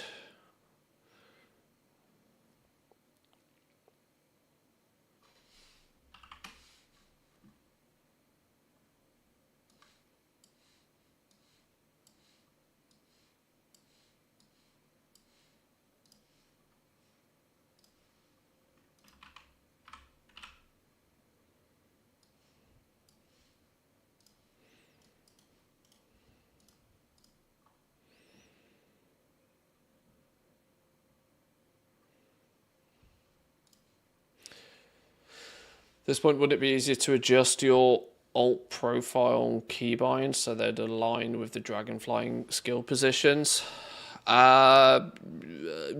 Yes, but no.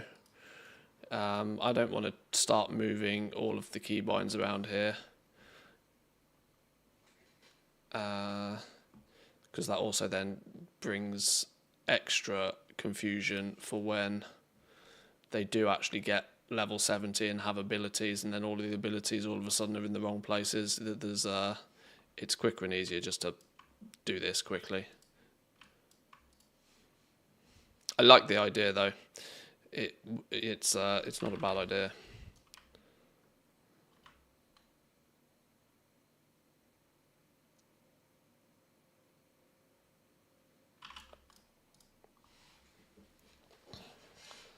Just bought 31 weapon enchants Authority of the Depths. You only wanted 1. Oops. Well, fortunately, save them till Wednesday. They might be worth more. You might even spin a profit on those on Wednesday. Not a flip I would probably openly recommend, but you will at least be able to sell them back out for nearly exactly what you paid for them.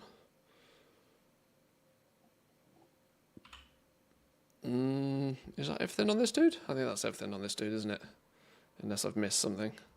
I've always missed something.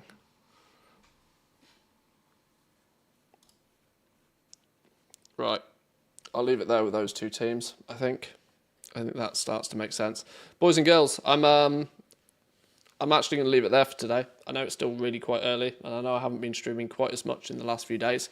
But this is mostly because it's Wednesday tomorrow, things start to get a little bit busier from going forward, I'm gonna go get me some food, I think, and since I think the sun's come back out, I might have to get a few things done. Boys and girls, thank you for joining me today. We are slowly progressing this. Thank you for sticking with me through it. It's growing. It's growing day by day. We are slowly getting to the point where we can spend an hour, maybe two, but making those 1 or 2 hours like hyper profitable, which will be cool. This will mean that when we venture outside of the Undermine to do new stuff, whatever new stuff brings, we'll still have a really nice little revenue source via Mechanicas, via pets and mounts and stuff as well, which is cool. Enjoy the rest of your day. Come say hi on Discord if you're not already there.